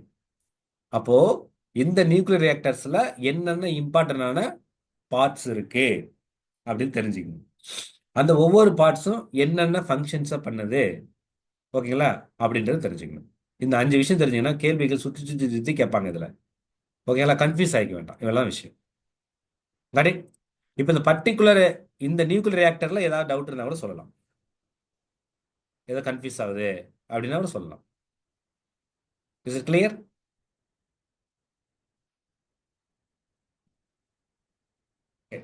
புரியுது நினைக்கிறேன். இது ஒன்றும் இல்லை, ரொம்ப தியரி தானே, ஒன்றும் இஷ்யூஸ் இல்லை. பாருங்க அடுத்து பாருங்க, யூசஸ் ஆஃப் நியூக்ளியர் எனர்ஜி. ஓகேங்களா? அப்போ நியூக்ளியர் எனர்ஜி இப்போ நான் ஃபர்ஸ்ட் கான்செப்ட் என்னது? இப்போ நம்ம நியூக்ளியர் ரியாக்டர் யூஸ் பண்ணி நம்ம எலக்ட்ரிசிட்டி ப்ரொடியூஸ் பண்ணுறது, அது தெரிஞ்ச ஃபங்க்ஷன். இது வரையும் பார்த்தோம். இது இல்லாத வேற என்ன ஃபங்க்ஷன் யூசஸ் பார்த்தீங்கன்னா பாருங்களேன், nuclear is now being used in the submarines and ships. அப்போ அங்கிருந்து ரன் பண்ணுறது யூஸ் பண்ணுறாங்க. அப்போ என்ன அர்த்தம்? அப்போ அந்த ஷிப்லேயே அல்லது சப்மரைன்லேயே என்ன பண்ணுவாங்க? அப்போ அந்த நியூக்ளியர் ரியாக்டர் அந்த செட்டப் வந்து சின்னதாக உருவாக்கியிருப்பாங்க போல. ஓகேங்களா? இவ்வளோதான் விஷயம். இதில் என்ன அட்வான்டேஜ் அப்படின்னா, vessels driven by nuclear energy can sail for long distance without having to refill. ஏன்னா எனர்ஜி கம்மியான இதில் ரொம்ப கிடைக்கும். இதில் வந்து ஒரு அளவு சொல்லுவாங்க, எக்ஸாக்டாக தெரியல. 1 kg ஆஃப் யூரேனியம் இருக்குது பார்த்தீங்களா, அது ப்ரொடியூஸ் பண்ணுற எனர்ஜி வந்து ஏதோ ஒரு சொல்லுவாங்க பல டன்ஸு நீங்கள் வந்து கோலில் ப்ரொடியூஸ் பண்ணுற எலக்ட்ரிசிட்டிக்கு ஈக்குவல்னு சொல்லுவாங்க. அது எனக்கு எக்ஸாக்டாக அளவு தெரில, நான் சொல்கிறேன். ஓகேங்களா? ஸோ அப்போ வந்து இது வந்து நிறைய எனர்ஜி கிடைக்கும். அடுத்து பாருங்க, nuclear energy is the form of bomb. ஓகேங்களா? பாம்பா யூஸ் பண்ணுறோமா? Okay, atom bomb, hydrogen bomb, warfare. அதான் சண்டையில் நியூக்ளியர் எனர்ஜி வச்சிருப்போம். இப்போ கூட இந்தியாவுக்கும் பாகிஸ்தானுக்கும் சண்டைன்னு சொல்லிட்டு உட்காந்துருக்காங்க. நம்மளும் நியூக்ளியர் பவர் கண்ட்ரி, அவங்களும் நியூக்ளியர் பவர் கண்ட்ரி. ரைட்டுங்களா? இது என்ன ரொம்ப ரெண்டு பேரும் என்ன சொல்ற ஒரு பீஸ்ஃபுல்லாக போகலன்னா ரொம்ப பாதிப்பு ஏற்படும் ரெண்டு பேருக்குமே. ஒரு நியூக்ளியர் எனர்ஜி போட்டால் என்ன ஆகும்? ஒரு ஆட்டம் பாம்பு நமக்கு எக்ஸாம்பிள் வந்து கிரோசிமா நாகசாகி இருக்குல்ல எக்ஸாம்பிள்ஸ். இன்னும் வந்து எத்தனை வருஷம் ஆயிடுச்சு, 1945ல போட்டாங்க ஓகேங்களா. 55 + 25 ஆல்மோஸ்ட் 80 இயர்ஸ் ஆயிடுச்சு. ஸ்டில் அந்த மக்கள் பாதிக்கப்படுறாங்க அந்த ரேடியேஷனால. இன்னைக்கே அங்கே பிறக்கிற குழந்தைகளுக்குலாம் பார்த்தீங்கன்னா இன்னும் நிறைய டிஃபெக்டிவாக குழந்தைங்க பிறக்குதுங்க. ரைட்டுங்களா. ஸோ அதான் அப்போ வந்து பார்த்தீங்கன்னா இதெல்லாம் இப்படி தான் ரிலேட் பண்ணிக்கணும். அப்போ நீங்கள் வச்சு ஏதோ ஒரு எக்ஸாம்பிள்ன்றதை தாண்டி அது நம்முடைய வாழ்வியலில் எந்த அளவுக்கு வந்து பார்த்தீங்கன்னா நம்ம பயன்படுது, அதோட அப்ளிகேஷன் என்னன்னு படிச்சிங்கன்னா இன்ட்ரெஸ்ட்டாக இருக்கும். இது ஒரு எக்ஸாம் மாதிரி நீங்கள் ஃபீல் பண்ண மாட்டீங்க. புரியுதுங்களா? சரி. நியூக்ளியர் யூஸ் வந்து ரேடியோ ஐசோட்டோப்பை யூஸ் பண்ணுறோம். எக்ஸாம்பிள் பாருங்க, மெடிசன், அக்ரிகல்ச்சர், ரிசர்ச் எல்லா ஃபீல்டுமே நியூக்ளியர் எனர்ஜியை வந்து யூஸ் பண்ணுறோம். ரைட்டுங்களா. இது ரொம்ப முக்கியம். நீங்களாம் படிப்பீங்களா இந்த கோபால்ட் 60 இதெல்லாம் மெடிசன் யூஸ் பண்ணுவாங்க பார்த்துருக்கீங்களா? ஸோ இந்த மாதிரியான விஷயங்கள் என்னது ரேடியோ ஐசோட்டோப்ஸ். அப்போ நியூக்ளியர் எனர்ஜி மூலியமாக தான் அது ரேடியோ ஐசோட்டோப்ஸை கன்வெர்ட் பண்ணும். புரியுதுங்களா. ஸோ ரொம்ப ரொம்ப முக்கியமானது. நாட் ஓன்லி எலக்ட்ரிசிட்டி ப்ரொடியூசன், அதை தாண்டி நிறைய வேலைகள் பண்ணுது. சரி. Hazards of producing nuclear energy. சரி. இப்போ நியூக்ளியர் எனர்ஜி வந்து ஓகே நிறைய அட்வான்டேஜஸ்லாம் இருக்கு. ஆனால் நியூக்ளியர் எனர்ஜியில் வந்து பெரிய பெரிய பாதிப்பு இருக்கு. ஏன்னா வந்து அது வந்து அந்த ரேடியேஷன் தான் பெரிய பிரச்சனை. நான் பார்த்தேன் இல்லைங்களா. இப்போ நியூக்ளியர் எனர்ஜிலாம் பார்த்தீங்கன்னா கேன்சர்லாம் வரும் அந்த ரேடியேஷனால. புரியுதுங்களா. ஓகே. பாருங்க ஒரு producer nuclear energy harmful radiations maybe இப்போ ரேடியேஷன் போட்டாங்களா harmful radiation will be released in a way which can penetrate human bodies and can cause irreparable damage to the cell. அதான் கேன்சர் தான், வேற ஒன்றும் இல்லை. புரியுதுங்களா. ஸோ பாதிப்பும் இருக்குது. அதனால தான் வந்து நியூக்ளியர் எனர்ஜி கொண்டு வரது பார்த்தீங்கன்னா ரொம்ப போராட்டம் நடக்குது. நம்ம கூடன்குளம் வந்து கொண்டு வரும்போது 2010 2010 லெவல்லாம் பார்த்தீங்கன்னா பயங்கர போராட்டம். அங்கே திருநெல்வேலியில் இருக்கிற மக்கள் வந்து திருநெல்வேலி தூத்துக்குடி அந்த ஏரியாவில் வந்து பார்த்தீங்கன்னா பயங்கரமாக போராட்டம் பண்ணி பல ஈவன் வருடக்கணக்கெல்லாம் போராட்டம் பண்ணாங்க. அப்புறமும் வேற வழி இல்லை, நம்ம எலக்ட்ரிசிட்டி நீடாக இருக்குன்றதால மக்களை வந்து பார்த்தீங்கன்னா கன்வின்ஸ் பண்ணி அதை பற்றினுடைய அவேர்னஸ் ஏற்படுத்தி கவர்மெண்ட் வந்து கூடன்குளத்தை வந்து என்ன பண்ணுச்சு, வந்து ஆப்ரேட் பண்ணிடுச்சு. புரியுதுங்களா. Okay fine. பாருங்க இப்போ வந்து இப்போ நிறைய அதே நியூக்ளியர் ரியாக்டர்ல நிறைய, அதாவது நிறைய நியூக்ளியர் பவர் பிளான்ட்ல நிறைய பிரச்சனை நடந்திருக்கு. ரொம்ப இது ரெண்டும் ரொம்ப இம்பார்ட்டன்டான இது இன்டர்நேஷனல் வேர்ல்டு லெவலில். 3 மைல் ஐலாண்டுன்னு யூஎஸ்ல ஓகேங்களா. அங்கே வந்து 1979ல் ஒரு இது மாதிரி வந்து நியூக்ளியர் பவர் பிளான்ட் வந்து இதாயிடுச்சு, வெடிச்சிருச்சு. ஸோ இப்போ ஏகப்பட்ட பேர் இறந்துட்டாங்க. அதே மாதிரி இது கூட ஞாபகம் இருக்குமா தெரியுது, இவங்களுக்கு கண்டிப்பாக ஞாபகம் இருக்கும். செர்னோஃபில் சொல்லுவாங்கல்ல, சோவியத் யூனியன், முன்னாள் ரஷ்யா. அங்கே வந்து பார்த்தீங்கன்னா 1986ல் வந்து இன்னொரு வெடிப்பு வந்துச்சு. ஸோ அப்போ இந்த மாதிரி இதெல்லாம் வரும்போது ஆட்டோமேட்டிக் வந்து மேலே ஒரு பயம் வந்துருச்சு. ஐயோ நியூக்ளியர் எனர்ஜின்றது ரொம்ப டேஞ்சராக இருக்கு. அப்போ வந்து நியூக்ளியர் எனர்ஜி வேணான்னு சொல்லிட்டு உலக லெவலில் நிறைய போராட்டங்கள் நடக்க ஆரம்பிச்சது. அப்போ கூடங்குளம் ஒன்றாவது போராட்டம் தான். கூடங்குளம் இருக்குல்ல, கூடங்குளம் வந்து யார் கூட நம்ம வந்து அக்ரிமெண்ட் போட்டு அந்த இம்ப்ளிமெண்ட் பண்ணுறேன்னா இந்த ரஷ்யா தான். கூடங்குளத்துக்கு வந்து ரஷ்யா தான் ஹெல்ப் பண்ணுது. ஓகேங்களா. அந்த அந்த நியூக்ளியர் ரியாக்டர் வந்து செட்டப் பண்ணுறதுக்கு ரஷ்யாவோட ஹெல்ப் மூலமாக தான் பண்ணுறோம், வேற ஒன்றும் இல்லை. ஓகேங்களா ஃபைன். இது பற்றி இது தெரிஞ்சுங்க. இது வந்து கேள்விகள் கேட்பாங்க. ரொம்ப முக்கியமான இன்சிடென்ட். 1979ல் ஒன்று, 1986ல் ஒன்று. புரியுதுங்களா. First 3 mile island USA, Chernobyl வந்து சோவியத் யூனியன். பாருங்க. In every step in the nuclear cycle, a number of substances capable of emitting nuclear radiations are generated. This substance nuclear waste. Okay. இப்போ வந்து nuclear energy, இப்போ நம்ம வந்து எனர்ஜிலாம் என்ன சொல்றது உருவாக்கிட்டோம். ஓகேங்களா. ஹீட்லாம் கிடைச்சு நம்ம வந்து எலக்ட்ரிசிட்டி ப்ரொடியூஸ் பண்ணிட்டோம். அப்போ அந்த யூஸ் பண்ணுறதுல ஃபியூல், ஸ்பெண்ட் ஃபியூல், அதை என்ன பண்ணுறது ஓகேங்களா, அதை டிஸ்போஸ் பண்ணுறது பெரிய ஒரு வேலை. அதுலேருந்து ரேடியேஷன் வரும். அதனால தான் என்ன பண்ணுவாங்கன்னா அது வந்து நார்மலாக அந்த சி ஓகேங்களா லேண்ட் இதெல்லாம் சாதாரணமாக அப்படியே தூக்கி போட மாட்டாங்க. லேண்டில் வந்து பார்த்தீங்கன்னா நிறைய பள்ளம் தோண்டி, ரொம்ப ஆழமாக பள்ளம் தோண்டி சுற்றிலும் வந்து அந்த சால்ட் இருக்குது பார்த்தீங்களா, அந்த சால்ட் பேன் சொல்லுவாங்கள்ல, அது ஃபுல்லாக உப்புலாம் கொட்டி அதுக்குள்ளே இதை போட்டு மூடி பண்ணிடுவாங்க. ஓகேங்களா. அப்போ இது டிஸ்போசலுக்கு ஒரு பெரிய பிரச்சனை இருக்குது. அதுக்குமே பெரிய இஷ்யூ. அப்போ அங்கே வந்து அதே கூடங்குளத்தில் வந்து என்ன நடந்துச்சுன்னா அந்த நியூக்ளியர் வேஸ்ட் வந்து எங்கே போய் போடுவீங்க அப்படின்னு சொல்லும்போது அதுக்கு பெரிய இஷ்யூ. ஸோ இப்போ வந்து இந்த இந்த வேஸ்ட்டை கொண்டு போய் சேர்க்கறது ஒரு பெரிய தலைவலி. ஓகேங்களா. ஸோ இதுதான். ஓகேங்களா. சரி. அப்போ nuclear energy resource in India, இந்தியாவில் என்ன ஸ்டேஜில் இருக்கு ஓகேங்களா. இந்தியாவில் ஒரு ஏழு ஏழு இடத்துல இன்னைக்கு நியூக்ளியர் ரியாக்டர் இருக்கு. ஓகேங்களா. இந்தியாவில் ஒரு 7 இடத்துல இருக்கு. இந்தியாவில் 2 இடத்துல இருக்கு. ஒன்று கூடங்குளம் அட்டாமிக் பவர் ஸ்டேஷனு, இன்னொன்று வந்து பார்த்தீங்கன்னா இங்கே கல்பாக்கம். புரியுதுங்களா. தமிழ்நாட்டில் தான் அதிகபட்சம் 2. ஓகேங்களா. மற்றெல்லாம் வந்து ஒன்றும் இல்லை. இப்போ சும்மா ஜஸ்ட் அப்படியே சொல்கிறேன் பாருங்க, ஞாபகம் வச்சுங்க. இங்கே வந்து தமிழ்நாட்டில் 2ங்களா. ஓகேங்களா. அதுக்கு அடுத்து வந்து பார்த்தீங்கன்னா கர்நாடகாவில் வந்து பார்த்தீங்கன்னா கர்நாடகாவில் ஒன்று இருக்குது. கர்நாடகாவில் ஹைகா அப்படின்ற ஒரு இடத்துல இருக்குது. அதுக்கு மேலே மகாராஷ்டிராவில் வந்து பார்த்தீங்கன்னா தாராப்பூர் அப்படின்ற ஒரு இடத்துல இருக்குது. நான் அதை சொல்லிட்டேன்னா அதுக்கு மேலே குஜராத்தில் வந்து குஜராத்தில் வந்து காக்கராப்பூர்னு ஒரு இடத்துல இருக்கு. ஓகேங்களா. யூபியில் வந்து நரோரான்னு ஒரு இடத்துல இருக்கு. ராஜஸ்தான் வந்து ரவத்பட்டா. எனக்கு தெரிஞ்சு இந்த 7 இடத்துல தான் இருக்கு இன்னைக்கு. புரியுதுங்களா. மற்றெல்லாம் எங்கேயும் கிடையாது. இதெல்லாம் வந்து நீங்கள் என்ன பண்ணிக்கிறீங்கன்னா கொஞ்சம் உள்ளே போயிட்டு என்ன சொல்கிறது, நீங்கள் கூகுளில் போயிட்டு லைட்டாக ஜஸ்ட் இப்போ என்ன ஸ்டேட்டஸ்லாம் ஜஸ்ட் தெரிஞ்சுக்கிங்க. ஓகேங்களா. ஃபைன். பாருங்க. The important minerals used for the generation of nuclear energy are என்னது, யுரேனியம் அண்டு தோரியம்.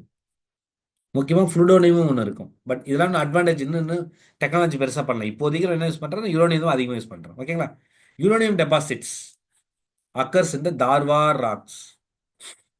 இப்போ இந்தியாவில் இந்த தார்வார் ராக்ஸ் இல்லை, அந்த அந்த அங்கே தார்வார்ன்றது நம்ம அந்த இதுதான் நம்ம டெக்கான் பிளாட்டி படிச்சிருப்பீங்களா, தக்கானப்பேடுன்னு தமிழில். அந்த அந்த ரீஜனில் தார்வார் ரீஜன்ஸ் அந்த ஏரியாவில் இருக்கும். ஓகேங்களா. So geographically uranium ores are known to occur in several locations along Singhbhum copper belt. இது எல்லாமே வந்து இண்டஸ்ட்ரீஸ் ஏரியா. சிங்பூம்ன்றது கெஸ் எங்கன்னா ஒடிசா, அப்படி இல்லைன்னா வந்து பார்த்தீங்கன்னா அந்த ஜார்க்கண்டு பீகார் இருக்குல்ல அந்த ரீஜன் இதெல்லாம்.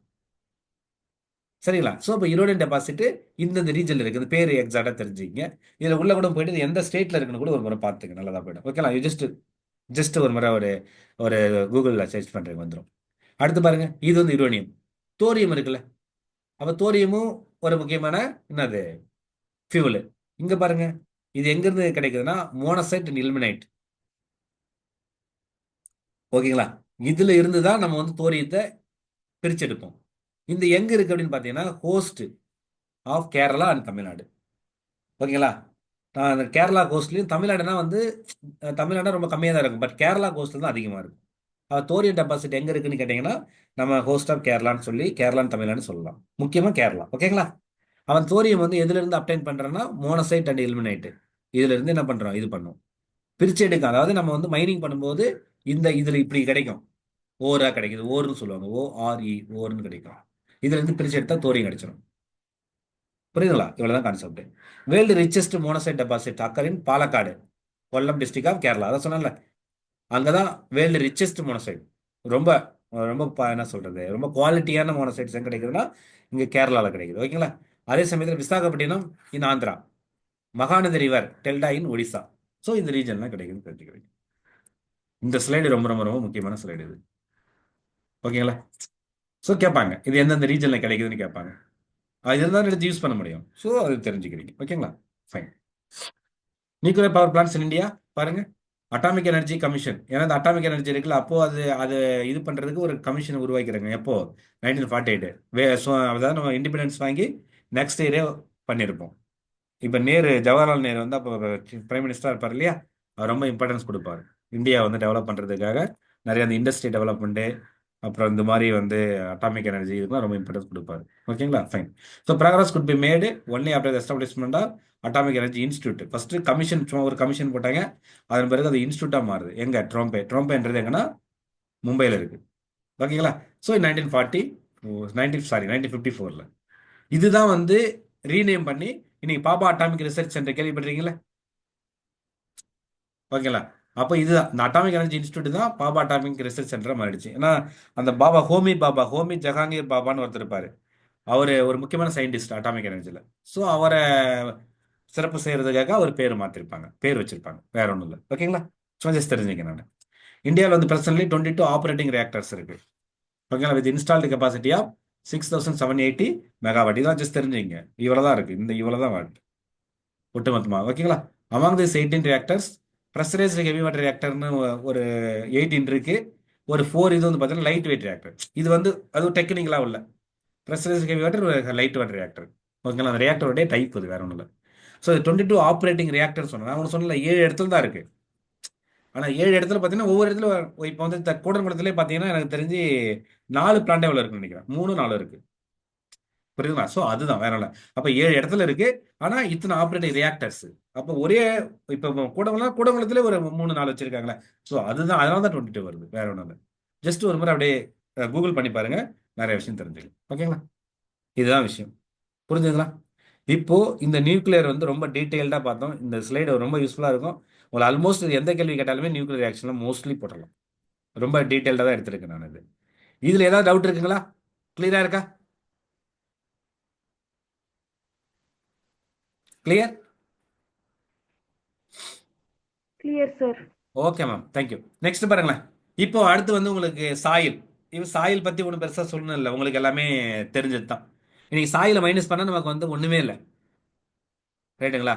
நீங்கள் அக்ரிகல்ச்சர்லாம் வந்து பார்த்தீங்கன்னா சாயிலில் தான் நம்ம சாயில் ஃபெர்டைலாக இருந்தால் தான் அக்ரிகல்ச்சர் நடைபெறும், ரைட்டுங்களா? அப்போ சாயில்ன்றது ரொம்ப இம்பார்ட்டண்டான ஒரு ஆஸ்பெக்ட். ஒரு நம்முடைய நாட் ஓன்லி ஹியூமன் பீயிங், ஒட்டுமொத்தங்க பீசிஸே வாழ்றதுக்கு வந்து சாயில் தான். எல்லா வந்து பிளான்ட்ல இருந்து நிறைய அக்ரிகல்ச்சர் ஐட்டம்ல எல்லாமே எங்க இருக்குது, சாயிலில் தான் நம்ம ப்ரொடியூஸ் பண்ணுறோம். ஓகேங்களா? பாருங்க, soil is the most important renewable natural resource. இதுவுமே ஒரு ரினியூவபிள் தான். ஏன்னா என்ன பண்ண தன்னை அதை ஃபெர்டைலாக மாற்றிட்டே இருக்கும். அப்போ அது ரினியூவபிள் எனர்ஜி சொல்லுவாங்க. இட் இஸ் தி என்னது, ஒரு நிமிஷம் இருங்க. ஓகே, இது வந்து பார்த்தீங்கன்னா it is medium of plant growth. அது தெரியல நமக்கு. And supports different types of living organism இந்த கருத்து தெரிஞ்ச விஷயம் தான். சரி, இது ரொம்ப சிம்பிள் தான். நான் கொஞ்சம் ஸ்பீடாக கூட போயிடலாம், ஒன்றும் பிரச்சனை. The soil is a living system. ஏன்னா அதுவே ஒரு லிவிங் சிஸ்டம் தான் சொல்லுவாங்க. ஓகேங்களா? So it takes millions of years to form soil up to a few centimeter. புரியுதுங்களா? ரொம்ப ஒரு சின்ன ஒரு கம்மியான ஒரு சென்டிமீட்டர் அளவுக்கு நமக்கு வந்து சாயில் வேணா கூட மில்லியன்ஸ் ஆஃப் இயர்ஸ் ஆகும். ஓகேங்களா? நம்ம படிச்சிருப்பில்ல, ராக்கில் இருந்து தானே சாயில் உருவாகும், ரைட்டுங்களா? ஸோ அப்போ வந்து கொஞ்சம் கொஞ்சமாக அப்படியே அந்த ராக் வந்து தெரிஞ்சு தெரிஞ்சு தெரிஞ்சு என்ன ஆகும், உங்களுக்கு சாயில் கிடைக்கும். ஓகேங்களா? ஃபைன். அப்போ பாருங்க, relief, parent rock or bed rock, climate, vegetation, other form of life and time, இது எல்லாமே என்னது இம்பார்ட்டன்ட் ஃபேக்டர்ஸ் இந்த ஃபார்ம் ஆஃப் சாயில். இப்போ சாயில் நிறைய டைப்ஸ் படிச்சிருப்பில்ல. அப்போ ஏன் அந்த சாயில் இருக்குன்னா இந்த இந்த இதெல்லாம் காரணம். அதுக்கேற்றபடி அதனுடைய சாயிலுடைய தன்மை மாறும், வேற ஒன்றும் இல்லை. ஓகேங்களா? Various forces of natural such as changes in temperature, action of running water, wind and glacier, activities of decomposers, இது எல்லாமே ஃபார்மேஷன் ஆஃப் சாயிலுக்கு காரணமாக இருக்குது, வேற ஒன்றும் இல்லை. ரைட்டுங்களா? So chemical and organic changes which take place இந்த சாயில் ஆர் ஈக்குவலி இம்பார்ட்டன்ட். ஓகேங்களா? Soil also consist of organic, அதாவது ஹியூமஸ் இருக்குல்ல, இன்ஆர்கானிக் ரெண்டுமே இருக்கும். ஆர்கானிக் மெட்டீரியல் இருக்கும், இன்ஆர்கானிக் மெட்டீரியல் இருக்கும். ஒன்றுமே இல்லை, இது ஒரு இஷ்யூ. அதாவது ஆர்கானிக்னா இப்போ வந்து கோல்லாம் இருக்குல்ல, கோல், பெட்ரோலியம், இதெல்லாம் ஆர்கானிக். இன்ஆர்கானிக்னா நம்ம ஸ்டீலு, காப்பரு, கோல்டு, இதெல்லாம் இன்ஆர்கானிக் வந்துடும், வேற ஒன்றும் இல்லை. சரிங்களா? இதெல்லாம் எங்கே இருந்துருக்கு, எல்லாமே பூமியில் தானே எடுக்கிறோம், அதான் சொல்கிறாங்க, வேற ஒன்றும் இல்லை. ஓகேங்களா? ஃபைன். சரி, இந்த சாயில் வந்து பார்த்தீங்கன்னா என்னென்ன டைப்ஸில் இருக்குது, நிஜமாக ஜஸ்ட் என்னன்னு தெரிஞ்சுக்கிங்க. அப்போ இந்தியா வந்து இந்தியாவில் வந்து இந்த இந்த எல்லா சாயிலுமே இருக்குது. காரணம் பார்த்தீங்கன்னா இந்தியாவில் தான் எல்லாமே இருக்குல்ல. இந்தியாவில் வந்து பார்த்தீங்கன்னா மவுண்டைன் இருக்குது, ஓகேங்களா, பிளேட்டிவ் இருக்குது, பிளைன் இருக்குது, ரைட்டுங்களா, டெசர்ட் இருக்குது, கோஸ்டல் ஏரியா இருக்குது, எல்லாமே இந்தியாவில் இருக்கும். அப்போ அதுக்கு ஏற்றபடி என்ன ஆகிடும், ஒவ்வொரு ஏரியாவில் ஒவ்வொரு மாதிரியான சாயில் வந்து டெவலப் ஆகிருக்கும். ஓகேங்களா? பாருங்க, என்னென்ன சாயில் இருக்குது. Alluvial soil, black soil, red and yellow soil, laterite soil, arid soil, forest soil, இது எல்லாத்துக்கும் ஒரு தன்மை இருக்குது. ரொம்பலாம் டீட்டெயிலாக போக வேண்டாம், என்னன்னு மட்டும் தெரிஞ்சுங்க. ஓகேங்களா? இது ரொம்பலாம் அவன் கேட்கல. ஃபைன். ஓகே, இது டிஎன்பிஎஸ்சி மாதிரி யூபிஎஸ்சி மாதிரி எக்ஸாமில் வந்து பார்த்தீங்கன்னா என்னுடைய ஃபியூச்சர்ஸ் கேட்பாங்க. பட் உங்களுக்கு அதை கேட்கல, உங்களுக்கு வந்து ரொம்ப மேலோட்டமாக தான் கேட்குறாங்க. ஓகே, இப்போ சாயில் எரோஷன் பற்றி இப்போ பார்க்குறோம் பாருங்க. இந்த சாயில் எரோஷன் பற்றி உங்களுக்கு கேள்விகள் வருது. ஓகேங்களா? என்ன சொல்கிறாங்க, the denudation of the soil cover and subsequent washing down. Soil erosion, soil வந்து பார்த்தீங்கன்னா இந்த சாயில் வந்து பார்த்தீங்கன்னா எரோட் ஆகிறது. அதாவது அது என்ன சொல்கிறது, டினண்டேஷன்னா ஒன்றும் இல்லை, அந்த சாயில் வந்து என்ன பண்ணுறது, அஃபெக்ட் ஆகி மூவ் ஆகிறது, எரோட் ஆகிறது. இப்போ நம்ம மழைலாம் வந்துச்சுன்னா, மழை பயங்கரமாக அடிச்சதுன்னு என்ன ஆகும், சாயில்லாம் வந்து பார்த்தீங்கன்னா டிஸ்பிளேஸ் ஆகுதுல்ல, அதுக்கு பேர் தான் எரோஷன், வேற ஒன்றும் இல்லை. ஓகேங்களா? The process of soil formation and erosion go simultaneously. ஒரு பக்கம் ஃபார்ம் ஆகும், ஒரு பக்கம் எரோட் ஆகும். இது சைமில்டேனியஸாக நடந்துகிட்டே இருக்கும். புரியுதுங்களா? ஓகே.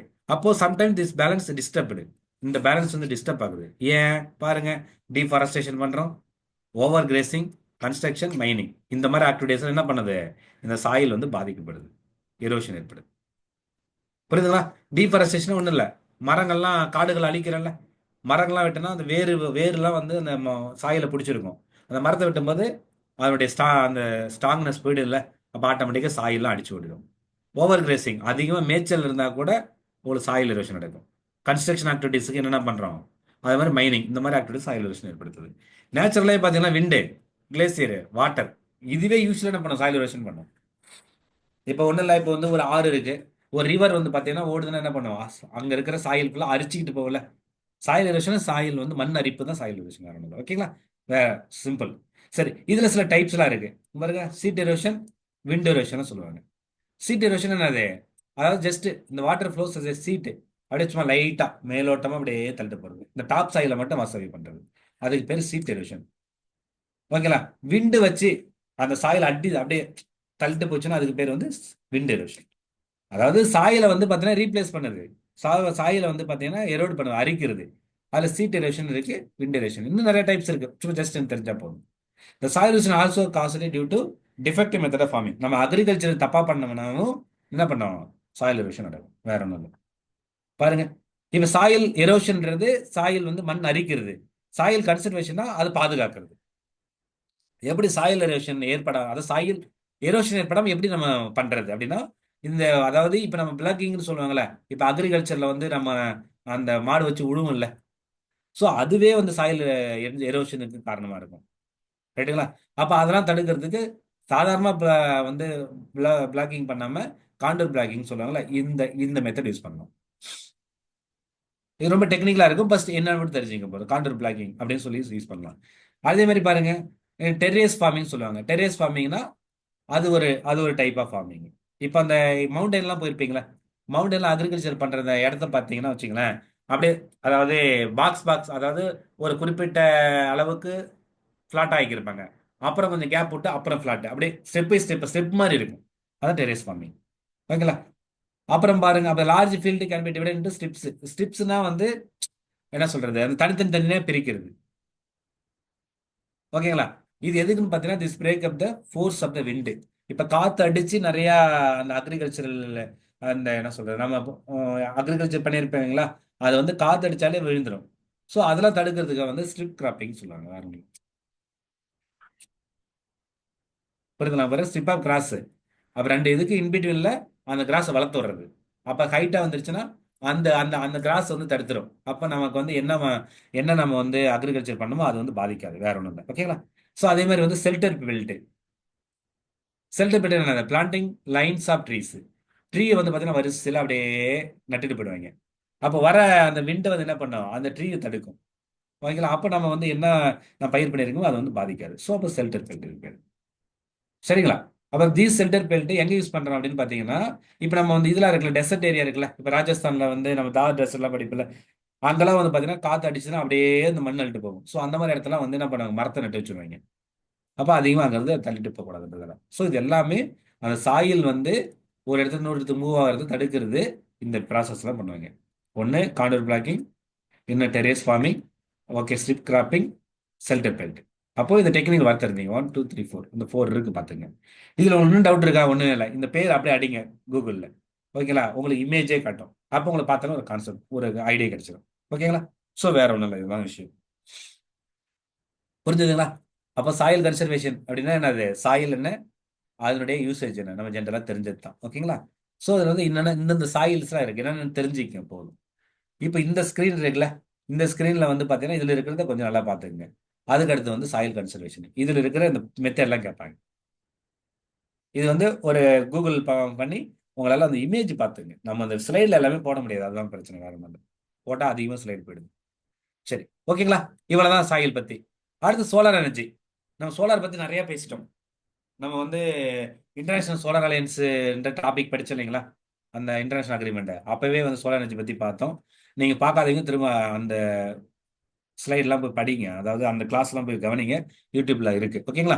சரி, இப்போ இதுல வந்து ரொம்ப லிமிட்டடாக தான் சொல்லியிருப்பேன், இதுல ரொம்ப அதிகமா இல்லை. ஓகேங்களா? சரி, solar energy is the most abundant of all energy resource. ஓகேங்களா? It harvest in cloudy weather. Cloud வெதர்ல சமயத்தை கூட நம்ம என்ன பண்ணலாம், சோலார் எனர்ஜியை நம்ம வந்து அவைல் பண்ண முடியும். அப்புறம் ஏதாவது சோலார் எனர்ஜி தானே, அதான் வெயில் அடிச்சுக்கிட்டே இருக்குல்ல, ஸோ அப்போ வந்து அதுல இருந்து நம்ம எனர்ஜி எடுத்துக்கலாம். ஓகேங்களா? பாருங்க, the rate at which the solar energy is intercepted by the earth is about 10,000 times greater than the rate at which the human kind consumes the energy. அப்போ என்னன்னா ஒன்றும் இல்லை, அதாவது சன்னுடைய லைட்டு வந்து ஒரு 1000 டைம்ஸ் வந்து பார்த்தீங்கன்னா எர்த்துக்கு வருதுன்னா, அதில் நம்ம வந்து ஒரே ஒரு பாட்டு தான் யூஸ் பண்ணுறோம், வேற ஒன்றும் இல்லை. அது அந்த அந்த சோலார் எனர்ஜியை ஒட்டுமொத்தமாக நம்ம யூஸ் பண்ணுறது இல்லை, அதில் ஒரு 100 டைம்ஸ் இல்லை. ஓகேங்களா? அதில் வந்து பார்த்தா சாரி 10,000 டைம், அதில் என்ன அர்த்தம், அதில் ஒரு ஒரு டைம் தான் யூஸ் பண்ணுறோம். புரியுதா கான்செப்ட்? புரியுதுல? the rate at which solar energy is intercepted by the earth is about 10,000 times greater than, ஓகேங்களா, the rate at which the human can consume energy. நம்ம அந்த எனர்ஜியை யூஸ் பண்றத வந்து ரொம்ப மினிமல்னு சொல்ல வராங்க. 10,000, அதாவது 10,000 பங்குல ஒரே ஒரு பங்கு தான் யூஸ் பண்றோம். ஓகேவா? ஃபைன். வேற ஒன்றும் பாருங்க. Solar technology can deliver the heat, cooling, natural lighting, electricity and fuels for the host application. என்னென்ன கிடைக்குது? ஹீட் கிடைக்குமா? கூலிங் யூஸ் பண்ணிக்கலாமா? நேச்சுரல் லைட்டிங் கிடைக்குதா? எலக்ட்ரிசிட்டி கிடைக்குதா? ஃபியூல்ஸை யூஸ் பண்ணலாமா? எல்லாமே சோலார் டெக்னாலஜி யூஸ் பண்ணி பண்ணிக்கலான்றாங்க. ஓகேங்களா? Solar technology convert sunlight into electrical energy. எப்படி சன்லைட் என்ன பண்ணுது? எலக்ட்ரிக் எனர்ஜியா மாத்துதுல, கரண்ட் தயாரிக்கிறோமா? என்னென்ன மெத்தட்ல பண்றோம்? ரெண்டு மெத்தட் பண்ணுவோம். ஒன்னு போட்டோ வோல்டாயிக் பேனல்ஸ். நம்ம பார்த்துருப்பீங்களா? சோலார் பேனல் சொல்லிட்டு அங்கங்க இப்போ வந்து ஒரு இப்போ வீடுகளே பார்த்தீங்கன்னா மாடியில் வந்து பார்த்தீங்கன்னா சோலார் எனர்ஜிக்கு அந்த அந்த இதெல்லாம் வச்சிருப்பாங்களே, அந்த அந்த பேனல் வச்சிருப்பாங்களே, அதுதான் போட்டோ வோல்டாயிக் பேனல், வேற ஒன்றும் இல்லை. அடுத்து வந்து பார்த்தீங்கன்னா mirrors that concentrate the solar radiation. சில இடத்துல வந்து பார்த்தீங்கன்னா இன்னொரு மெத்தட் மிரர் யூஸ் பண்ணுவாங்க. அந்த மிரர் என்ன பண்ணுன்னா அந்த சன்லைட்டை வந்து பிடிச்சி அப்சர்வ் பண்ணும். ஓகேங்களா? அப்சர்வ் பண்ணி அங்கே கிடைக்கிற அந்த ஹீட்டை வச்சு நம்ம வந்து என்ன பண்ணுவோம்? எலக்ட்ரிசிட்டி ப்ரொடியூஸ் பண்ணுவோம். நீங்கள் சின்ன வயசுல ஞாபகம் இருக்குங்களா? நம்ம வந்து கையில் வந்து ஒரு லென்ஸ் வச்சுப்போம். லென்ஸ் வச்சுக்கிட்டு வந்து பார்த்தீங்கன்னா அந்த சன்லைட்டை வந்து அந்த லென்ஸில் படுற மாதிரி வச்சுட்டு கீழே வந்து கை வச்சு பார்ப்போம் இல்லைங்களா? கை சுடுதான்னு. அதே மாதிரி சில நேரம் பேப்பர்லாம் வச்சு எரிய வைப்போம். இதெல்லாம் பழக்கம் இருக்குங்களா? ஸோ அதெல்லாம் வந்து பார்த்தீங்கன்னா அது ஸோ அதுதான் அதெல்லாம் சோலார் டெக்னாலஜி தான், வேற ஒன்றும் இல்லை. அந்த கான்செப்ட் தான் மிரர் யூஸ் பண்ணி கண்டுபிடிக்கிறது. இது வந்து பார்த்தீங்கன்னா வந்து போட்டோ வோல்டாய்க்கு வச்சு யூஸ் பண்ணுறது. ரைட்டுங்களா?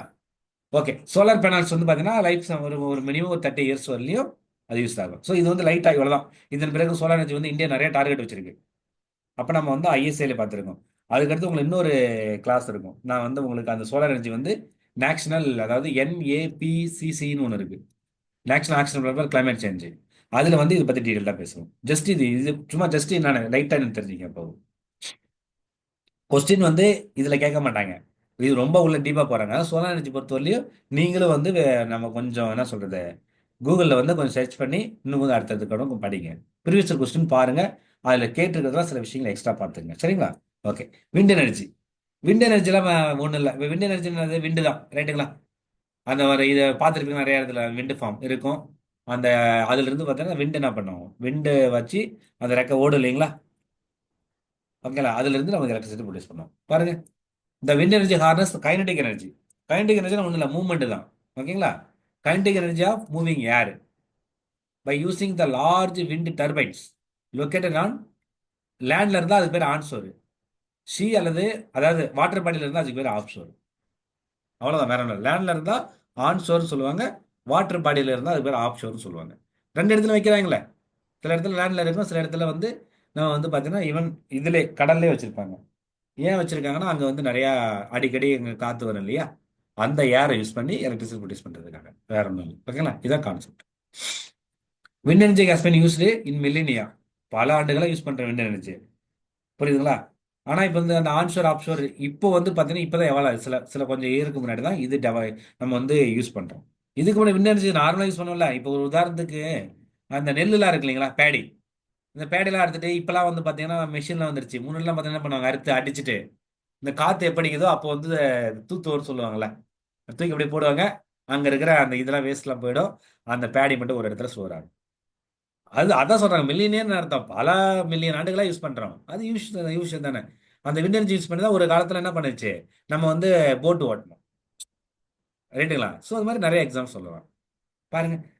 தோ the average wind speed vary considerably by location, the world உடைய technical potential for wind energy exceeds the global electricity production. பார்த்தீங்களா? அதாவது பொட்டன்ஷியல்னா என்ன அர்த்தம்னா, அவ்வளவு அதுக்கு அதுக்கு பொட்டன்ஷியல் இருக்குன்னு சொல்லுவாங்கல்ல, அதுக்கு அவ்வளவு வேல்யூஸ் இருக்கு. ஓகேங்களா? ஆனால் அது வந்து நம்ம எடுக்கிறதுக்கு டெக்னாலஜி பெருசாக இல்லை. இதுதான் பிரச்சனை. இன்னைக்கு சோலார் எனர்ஜி வந்து நம்ம வந்து டேப் பண்ணுறதுக்கு வந்து டெக்னாலஜி ரொம்ப மினிமல் காஸ்ட்டில் நம்ம வந்து ப்ரொடியூஸ் பண்ணிட்டோமோ வச்சிங்களேன். ஓகேங்களா? நமக்கு எலக்ட்ரிசிட்டி வந்து ரொம்ப ஈஸி தானே. இன்னைக்கு கோலுக்கு வந்து பார்த்தீங்கன்னா யூஸ் பண்ணுற செலவோட ரொம்ப கம்மியாக செலவு. இன்னொன்று வந்து பார்த்தீங்கன்னா நமக்கு வந்து எப்பயுமே கிடைச்சிக்கிட்டே இருக்கும். என்ன என்விரான்மெண்ட் பாதிக்காது, கிளைமேட் சேஞ்சு டிஸ்டர்ப் ஆகாது, கிளைமேட் டிஸ்டர்ப் ஆகாது. அப்படி நிறைய அட்வான்டேஜஸ் இருக்கு. ஆனால் என்ன பிரச்சனை, டெக்னாலஜி டெவலப் பண்ணணும். இன்னைக்கு இந்தியா வந்து பார்த்தீங்கன்னா இன்டர்நேஷனல் சோலார் அலையன்ஸ் பண்ணியிருக்கு. ஆனால் இந்தியாவில் பெரிய லெவலில் டெக்னாலஜி வந்து டேப் பண்ணுறதுக்கு இல்லை. ஓகேங்களா? சோலார் எனர்ஜியில் யார் தெரியுங்களா டாப்பாக இருக்கிறா? சைனா. சைனா தான் டெக்னாலஜி ஃபுல்லாக கண்டுபிடிச்சு வச்சுட்டு பயங்கர வேலை பார்த்துட்டு இருக்கிறாங்க. ஓகேங்களா? ஸோ அப்போ வந்து டெக்னாலஜியை கண்டுபிடிக்கணும், வேற ஒன்றும் இல்லை. புரியுதுங்களா? சரி. Many parts of the world has strong wind. ஏன்னா நிறைய இடத்துல விண்டு இருக்கு, வேற ஒன்றும் இல்லை, சிம்பிள் இது. ஓகேங்களா? ஆப்ஷன் விண்டு பவர் ஆஃபர்ஸ் த ட்ரெமெண்டஸ் பொட்டென்ஷியல். அப்போ ஆப்ஷன்னா அதான் சொல்றாங்களே, இப்போ இப்போ வந்து நம்ம எர்த்தில் பார்த்தீங்கன்னா 71% தான் இருக்கும் வாட்டர் பாடி, ரைட்டுங்களா? 29% தான் என்ன இருக்கும், லேண்ட் இருக்கும், கரெக்டுங்களா? அப்போ வந்து எங்க அதிகமான பொட்டன்ஷியல் இருக்கும்? ஆப்வியஸாக ஆப்ஷோர் தான் அதிகமாக இருக்கும். அவ்வளோதான், வேற ஒன்றும் இல்லை. ஸோ இப்போ விண்ட் எனர்ஜி பற்றி சும்மா லைட்டாக, இது பெருசான ரொம்ப உள்ளலாம் போகல, அவங்க மேலோட்டமாக கொடுத்துருக்காங்க. ஆனால் சோலார் எனர்ஜி தான் ரொம்ப நிறைய கேட்குறாங்க. காரணம் பார்த்தீங்கன்னா இந்தியன் கவர்மெண்ட் சோலார் எனர்ஜிக்கு பயங்கர இம்பார்ட்டன்ஸ் கொடுக்குது. ஸோ அது வந்து இந்த இந்த 10வது நிறைய படிக்கணும் சோலார் எனர்ஜியில். பட் விண்ட் எனர்ஜியில் வாட் இஸ் வாட் தெரிஞ்சா போதும். அடுத்து ஜியோ தெர்மல் எனர்ஜி. ஜியோன்னு என்ன வருது? ஜியோனா எர்த்து, கரெக்டுங்களா? தெர்மல்னா டெம்பரேச்சர். அப்போ எர்த்துல இருந்து நம்ம வந்து என்ன பண்றது, அது டெம்பரேச்சர், அதாவது ஹீட் எடுத்துக்கிறது, ரைட்டுங்களா? இப்போ நம்ம படிச்சிருப்பல, இப்போ எர்த்தோட இன்டீரியர் எப்படி இருக்கும்?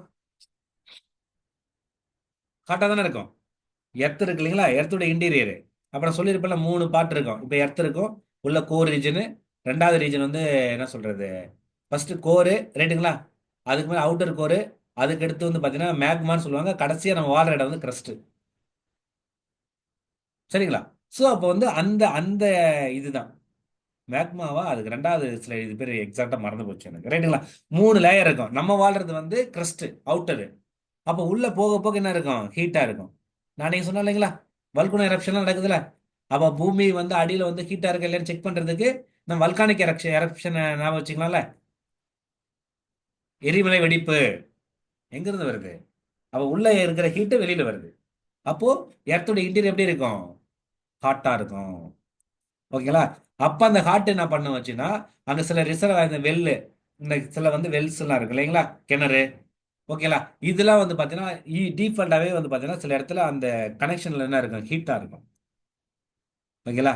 அப்ப அது வாட்டர் ஹீட்டா தானே இருக்கு. அந்த வாட்டர் ஹீட் வச்சு என்ன யூஸ் பண்ணிக்கலாம், எலக்ட்ரிசிட்டி ப்ரொடியூஸ் பண்ணிக்கலாம். இவ்வளவுதான் கான்செப்ட், வேற ஒன்றும் இல்லை. இதெல்லாம் நேச்சுரலா நடக்கிறது. பாருங்க, reservoirs that R naturally sufficiently hot and permeable are called hydro thermal reservoir. Reservoir ஒன்றும் இல்லை. இப்போ நம்ம இதெல்லாம் லேக்கெலாம் இருக்குல்ல, வாட்டர் பாடிஸ் தான் நம்ம ரிசர்வாயர்னு சொல்லுவோம். வாட்டர் வந்து ஸ்டோர் பண்ணி வைக்கிறது. அப்போ ஹைட்ரோ தெர்மல் ரிசர்வாயர், ஹைட்ரோனா வாட்டர், தெர்மல்னா ஹீட்டு. ஓகேங்களா? அப்போ ஹைட்ரோ தெர்மல் ரிசர்வாயர்னா அது டிஃபால்ட்டாகவே என்ன ஆகும், ஹீட்டர். ஏன்னா அந்த நம்ம எர்த்தில் இருக்கிற அந்த ஹீட்டு கூட கான்டாக்ட் இருக்கும் அந்த ரிசர்வாயருக்கு. புரியுதுங்களா? ஸோ அந்த ஹாட் வாட்டர் வச்சு எலக்ட்ரிசிட்டி ப்ரொடியூஸ் பண்ணலாம். இவ்வளவுதான் கான்செப்ட். வேற reservoir that R sufficiently hot but that R improved with hydraulic stimulation, அதுக்கு பேர் வந்து என்ஹான்ஸ்டு ஜியோ தெர்மல் சிஸ்டம். இதெல்லாம் வந்து டெக்னாலஜி யூஸ் பண்றது. ஸோ இது வந்து பார்த்தீங்கன்னா நேச்சுரலாக இருக்குது, வேற ஒன்றும் இல்லை. புரியுதுங்களா? Once at the surface fluids of various temperatures can be used to generate electricity. அந்த ஃப்ளூயிட் தானே, அந்த ஹாட் வாட்டரை தான் யூஸ் பண்ணி நம்ம எலக்ட்ரிசிட்டி ப்ரொடியூஸ் பண்ணுவோன்றாங்க. ஓகேங்களா? The technology for electricity generation from hydrothermal reservoir is mature and reliable and has been operating more than 100 years.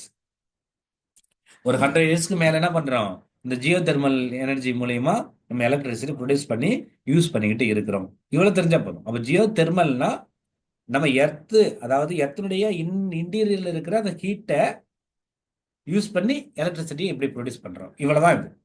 ரொம்ப சிம்பிள். ஓகேங்களா? ஹைட்ரோ பவர் இது உங்களுக்கு தெரிஞ்சது தான். டேம்லாம் இருக்குல்ல, அப்போ டேமில் வந்து நம்ம எலக்ட்ரிசிட்டி ப்ரொடியூஸ் பண்ணுறோம்ல, இதுதான் ஹைட்ரோ பவர். ஹைட்ரோனா வாட்டர்னு அர்த்தம். புரியுதுங்களா? அப்போ hydro power harnesses the energy of water moving from highest elevation to lowest, ரைட்டுங்களா? ஸோ இதுதான் இப்போ எங்க ரிசர்வாயர் டேம்லாம் இருக்குல்ல. ஸோ அது இப்போ ரிவர்ல இருந்தையும் நம்ம கண்டுபிடிக்க தயாரிக்கலாம். ரிசர்வாயர் வாட்டர் வந்து ஸ்டோர் பண்ணி அந்த வாட்டர் வந்து நம்ம திறந்து விடும் பொழுது, ஓகேங்களா, தண்ணி ஸ்பீடாக அடிக்கல, அதில் வந்து யூஸ் பண்ணலாம். இங்கே என்ன ப்ராசஸ், இங்கே அதே ப்ராசஸ் தான். டர்பைன், அந்த இங்கே வாட்ரு வந்து கீழே ஸ்பீடாக ஃபோர்ஸாக கீழே அடி விழும்பொழுது நம்ம அந்த டர்பைனை சுத்த விட்டுருவாங்க. அந்த டர்பைனு கூட ஜென்ரேட்டர் லிங்க் பண்ணி விட்டுருவாங்க. ஜென்ரேட்டர் லிங்க் பண்ணால் ஜென்ரேட்டர் ஓடும். ஜென்ரேட்டர் பண்ணால் எலக்ட்ரிசிட்டி ப்ரொடியூஸ் ஆகும். நான் நியூக்ளியர் பவர் பிளான்ட் பார்த்தோம்ல, அங்கே என்ன பார்த்தோம், ஹீட் வரும். அந்த ஹீட் வந்து வாட்டரை வந்து ஸ்டீமாக மாற்றும். அந்த ஸ்டீமை வச்சு டர்பைன் ஓட வைப்போம். அங்கே ஸ்டீம் வச்சு ஓட வைக்கிறோம், இங்கே வாட்டருடைய அந்த அந்த ஆல்ரெடி ஊத்துது இல்லைங்களா, மேல இருந்து எலிவேஷன் இருந்து கீழே அப்படியே அந்த ஃபால்ஸில் விழுற மாதிரி விழல, அதை வச்சு நம்ம இது ஓட வச்சிருது என்னத்த, டர்பைன், வேற ஒன்றும் இல்லை. புரியுதுங்களா? ஸோ இவ்வளோதான், இது ரொம்ப சிம்பிள். வேற என்னன்னு பார்த்தீங்கன்னா, ஓகே, ரிவர்லையும் பண்ணலாம், ரிசர்வாயர்லையும் பண்ணலாம், ரிவர்லையும் பண்ணலாம், வேற ஒன்றும் இல்லை. அதுக்கடுத்து வந்து பார்த்தீங்கன்னா, இது நிறைய இது ஹைட்ரோ பவர் ரிசர்வாயர் இல்லை, ரிசர்வாயர் டேமு. டேமில் எவ்வளவு அட்வான்டேஜஸ் இருக்கு பாருங்க. நம்ம ட்ரிங்கிங் வாட்டர் கொடுக்குது, இரிகேஷனு விவசாயம் பண்ணுறதுக்கு வாட்டர் கொடுக்குது, ஃப்ளட் அண்ட் ட்ரட் கண்ட்ரோலு, ஓகேங்களா, வெள்ளம் வறட்சி இதெல்லாம் தடுக்குது, நேவிகேஷன் பர்பஸ், அதுலேயே போட்டிங்லாம் போகிறோம்ல. ஸோ இந்த மாதிரியான நிறைய பர்பஸ் கொடுக்குது. அப்போது இந்த hydro power reservoir not only electricity, பல நன்மைகளை கொடுக்குது. ஓகேங்களா, ஃபைன். அதே சமயத்தில் என்னது, இது வந்து ரெயின்ஃபாலை நம்பி தானே இருக்கு. நிறைய மழை வந்துச்சுன்னா நம்ம டேமில் வந்து நிறைய தண்ணி இருக்கும், அப்போ எலக்ட்ரிசிட்டி நிறைய ப்ரொடியூஸ் பண்ணும். எனக்கு அது ரெயின்ஃபால் பெருசாக இல்லைன்னா என்ன ஆகும், எலக்ட்ரிசிட்டி ப்ரொடியூஸ் பண்ண முடியாது. சிம்பிள். புரியுதுங்களா? சரி. அப்போ அட்வான்டேஜ் இவ்வளோ நன்மைகள் இருக்கு, டிஸ்அட்வான்டேஜ் இருக்குன்னா நிறைய இருக்கு. அது ஈகோ சிஸ்டத்தை டிஸ்டர்ப் பண்ணும். ரைட்டுங்களா? ஒரு இடம் டேம் கட்டுறது என்ன ஆகும், அங்கே வந்து ஈகோ சிஸ்டத்தை டிஸ்டர்ப் பண்ணும். அங்கே இருக்கிற மரங்கள் கிரகங்கள் எல்லாத்தையும் வெட்டுவோம். ஓகேங்களா? அங்கே இருக்கிற உயிரினங்கள்லாம் நிறைய பாதிக்கப்படும். அப்போ ஈகோ சிஸ்டத்தை டிஸ்டர்ப் பண்ணும். சில நேரம் பெரிய பெரிய டேம்லாம் கட்டினா எர்த்துக்வாக்கே வர்றதுக்கு காரணமாக இருக்கும், பெரிய பெரிய டேம். ஓகேங்களா? அதே சமயத்தில் வந்து பெரிய லெவலில் ஒரு ஒரு மலைக்கெல்லாம் வந்துச்சுன்னா வச்சுங்களேன், அப்போ அது திறந்து விட்டாங்களா, அங்கே அங்கே லோ லையிங் ஏரியான்னு சொல்லுவாங்க. அந்த பள்ளமான பகுதிகளில் வாழ்கிற மக்கள் வந்து பாதிக்கப்படுவாங்க. ஸோ அப்போ என்ன கவர்மெண்ட் பிளான் பண்ணியிருக்காங்கன்னா, பெரிய பெரிய டேம் கட்டுறதுக்கு பதிலாக ஸ்மால் ஸ்கேலில் சின்ன சின்ன சின்ன டேம் கட்டினா என்விரான்மெண்ட் ஃப்ரெண்ட்லியாக இருக்கும் அப்படின்னு மாதிரி சொல்லியிருக்காங்க. புரியுதுங்களா? ஸோ இவ்வளோதான், வேற ஒன்று ரொம்ப சிம்பிளாக பார்க்குறோம். Bio energy. இது பயோனா தெரியுங்களா, பயோனா உயிருள்ள பொருட்கள் தானே. அப்போ அந்த பிளான்டா இருக்கலாம், அனிமலா இருக்கலாம். அப்போ பிளான்டுடைய அந்த மெட்டீரியல் வச்சு எனர்ஜி ப்ரொடியூஸ் பண்றது, ரெண்டுல அவ்வளோதான், வேற ஒன்றும் இல்லை. புரியுதுங்களா? அங்க பாருங்க, பயோலஜி ப்ரொடியூஸ் பண்ணுறது variety of organic materials called biomass. என்னன்னா வுட்டு, சார்கோல், டங்க்னா அந்த ஆடு மாடுடைய சாணம்லாம் இருக்குல்ல, அதான் டங்க். அதர் மெனியூஸ் இதெல்லாம் யூஸ் பண்ணி என்ன பண்ணலாம், ஹீட் ப்ரொடியூஸ் பண்ணி அதர் மணி இறச்சிட்டு. புரியுதுங்களா? இவ்வளவுதான் விஷயங்கள். மோஸ்ட் பயோமாஸ் எங்க யூஸ் பண்றாங்கன்னா ரூரல் ஏரியா. புரியுதுங்களா? ஒன்றும் இல்லை, இப்போ நம்ம பயோமாஸ்னா ஒரு உதாரணத்துக்கு நம்ம மாட்டு சாணம்லாம் இருக்கு இல்லைங்களா, அந்த மாட்டு சாணத்தெல்லாம் வந்து பார்த்தீங்கன்னா வந்து ஈவன் காய வச்சு அதை அடுப்பெரிக்கலாம் யூஸ் பண்ணுவாங்க. ஓகேங்களா? ஒரு ஒரு குப்பை மாதிரி ஒரு பள்ளம் தோண்டி அது உள்ளே போட்டு அதுல இருந்து பார்த்தீங்கன்னா அந்த அந்த மீத்தேன் மீத்தேன் வாயு வரும், அதை யூஸ் பண்ணி எலக்ட்ரிசிட்டி ப்ரொடியூஸ்லாம் பண்ணுவாங்க. ஸோ இது மாதிரி நிறைய விஷயம் இருக்கு. புரியுதுங்களா? சரி, okay. Modern biomass system include dedicated crops or trees, residue from the agriculture and forestry, various organic waste. இப்போ நம்ம வந்து பயோ எனர்ஜி வந்து நிறைய இதில் இந்த ஜெட்ரோஃபா அந்த மாதிரி பிளான்லாம் படிச்சிருப்பீங்களா, சுகர் கேன்ல இருந்து ஜெட்ரோஃபா அந்த மாதிரி நிறையா பிளான்ட்ஸில் வந்து என்ன பண்ணுறோம், பயோ எனர்ஜி ப்ரொடியூஸ் பண்ணுறதுக்காக நம்ம யூஸ் பண்ணுறோம். இதெல்லாம் just what is one just போய் பாருங்க, ஈஸியாக இருக்கும். ஓகேங்களா? ஆனால் என்ன இது வந்து லோ காஸ்ட்ல ப்ரொடியூஸ் பண்ணலாம். பட் என்ன ப்ராப்ளம்னா இதில் கிரீன்ஹவுஸ் கேஸ் வந்து எமிஷன் நடக்குது. ரைட்டுங்களா? ஏன்னா பாருங்க, இந்த இப்போ நான் சொன்னதெல்லாம் வுட்டு எரிச்சா என்ன ஆகும், கார்பன் டை ஆக்சைடு வெளியே வருமா, மீத்தேன் வெளியே வருமா. அப்போ இதெல்லாமே என்னது, கிரீன்ஹவுஸ் கேஸ் தானே. அப்போ கிரீன்ஹவுஸ் கேஸ் அதிகமாக இருந்துச்சுன்னா என்ன ஆகும், இங்கே இந்த எர்த்துடைய டெம்பரேச்சர் அதிகமாகும், ஹீட் ஆகும்ல. அதுக்கு பார்த்தா குளோபல் வார்மிங் சொல்லுவோம். அப்போ குளோபல் வார்மிங் நடந்துச்சுன்னா ஆட்டோமேட்டிக்காக கிளைமேட் சேஞ்ச். அப்போ ஒட்டுமொத்த இடத்துல என்ன நிறைய ப்ராப்ளங்கள் வரும். ஸோ ப்ராப்ளமும் இருக்கு. கரெக்டுங்களா? சரி. அதாவது biology should only be used in limited application. ஓகேங்களா? ஏன்னா வந்து பெரிய லெவலில் எனர்ஜிலாம் கிடையாது, பட் சின்ன லெவலில் யூஸ் பண்ணிப்பாங்க. அந்த கிராம லெவலில் ரூரல் ஏரியாவில் ஓரளவுக்கு கம்மியாக யூஸ் பண்ணிப்பாங்க. இதில் பெரிய லெவலெல்லாம் வந்து எலக்ட்ரிசிட்டி ப்ரொடியூஸ் பண்ண முடியாது, பட் இது ஒன் ஃபார்ம் ஆஃப் எனர்ஜி அப்படின்றாங்க. ஓகேங்களா? இவ்வளோ தான் கான்செப்ட் அதில். அடுத்து ஓஷன் எனர்ஜி. ஓஷன்ல இருந்துமா எனர்ஜி கண்டுபிடிக்க முடியும்? கண்டிப்பாக.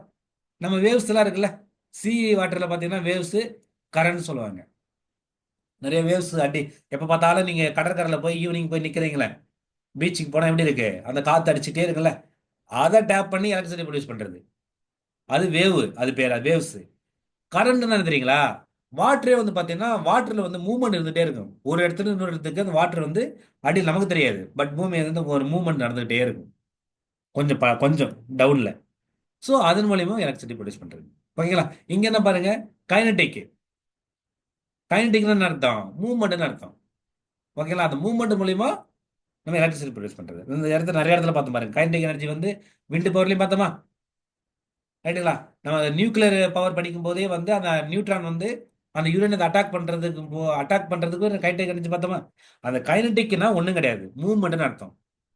ஸ்கூல் டேஸ்ல படிச்சிருப்பீங்களா, potential energy, kinetic energy.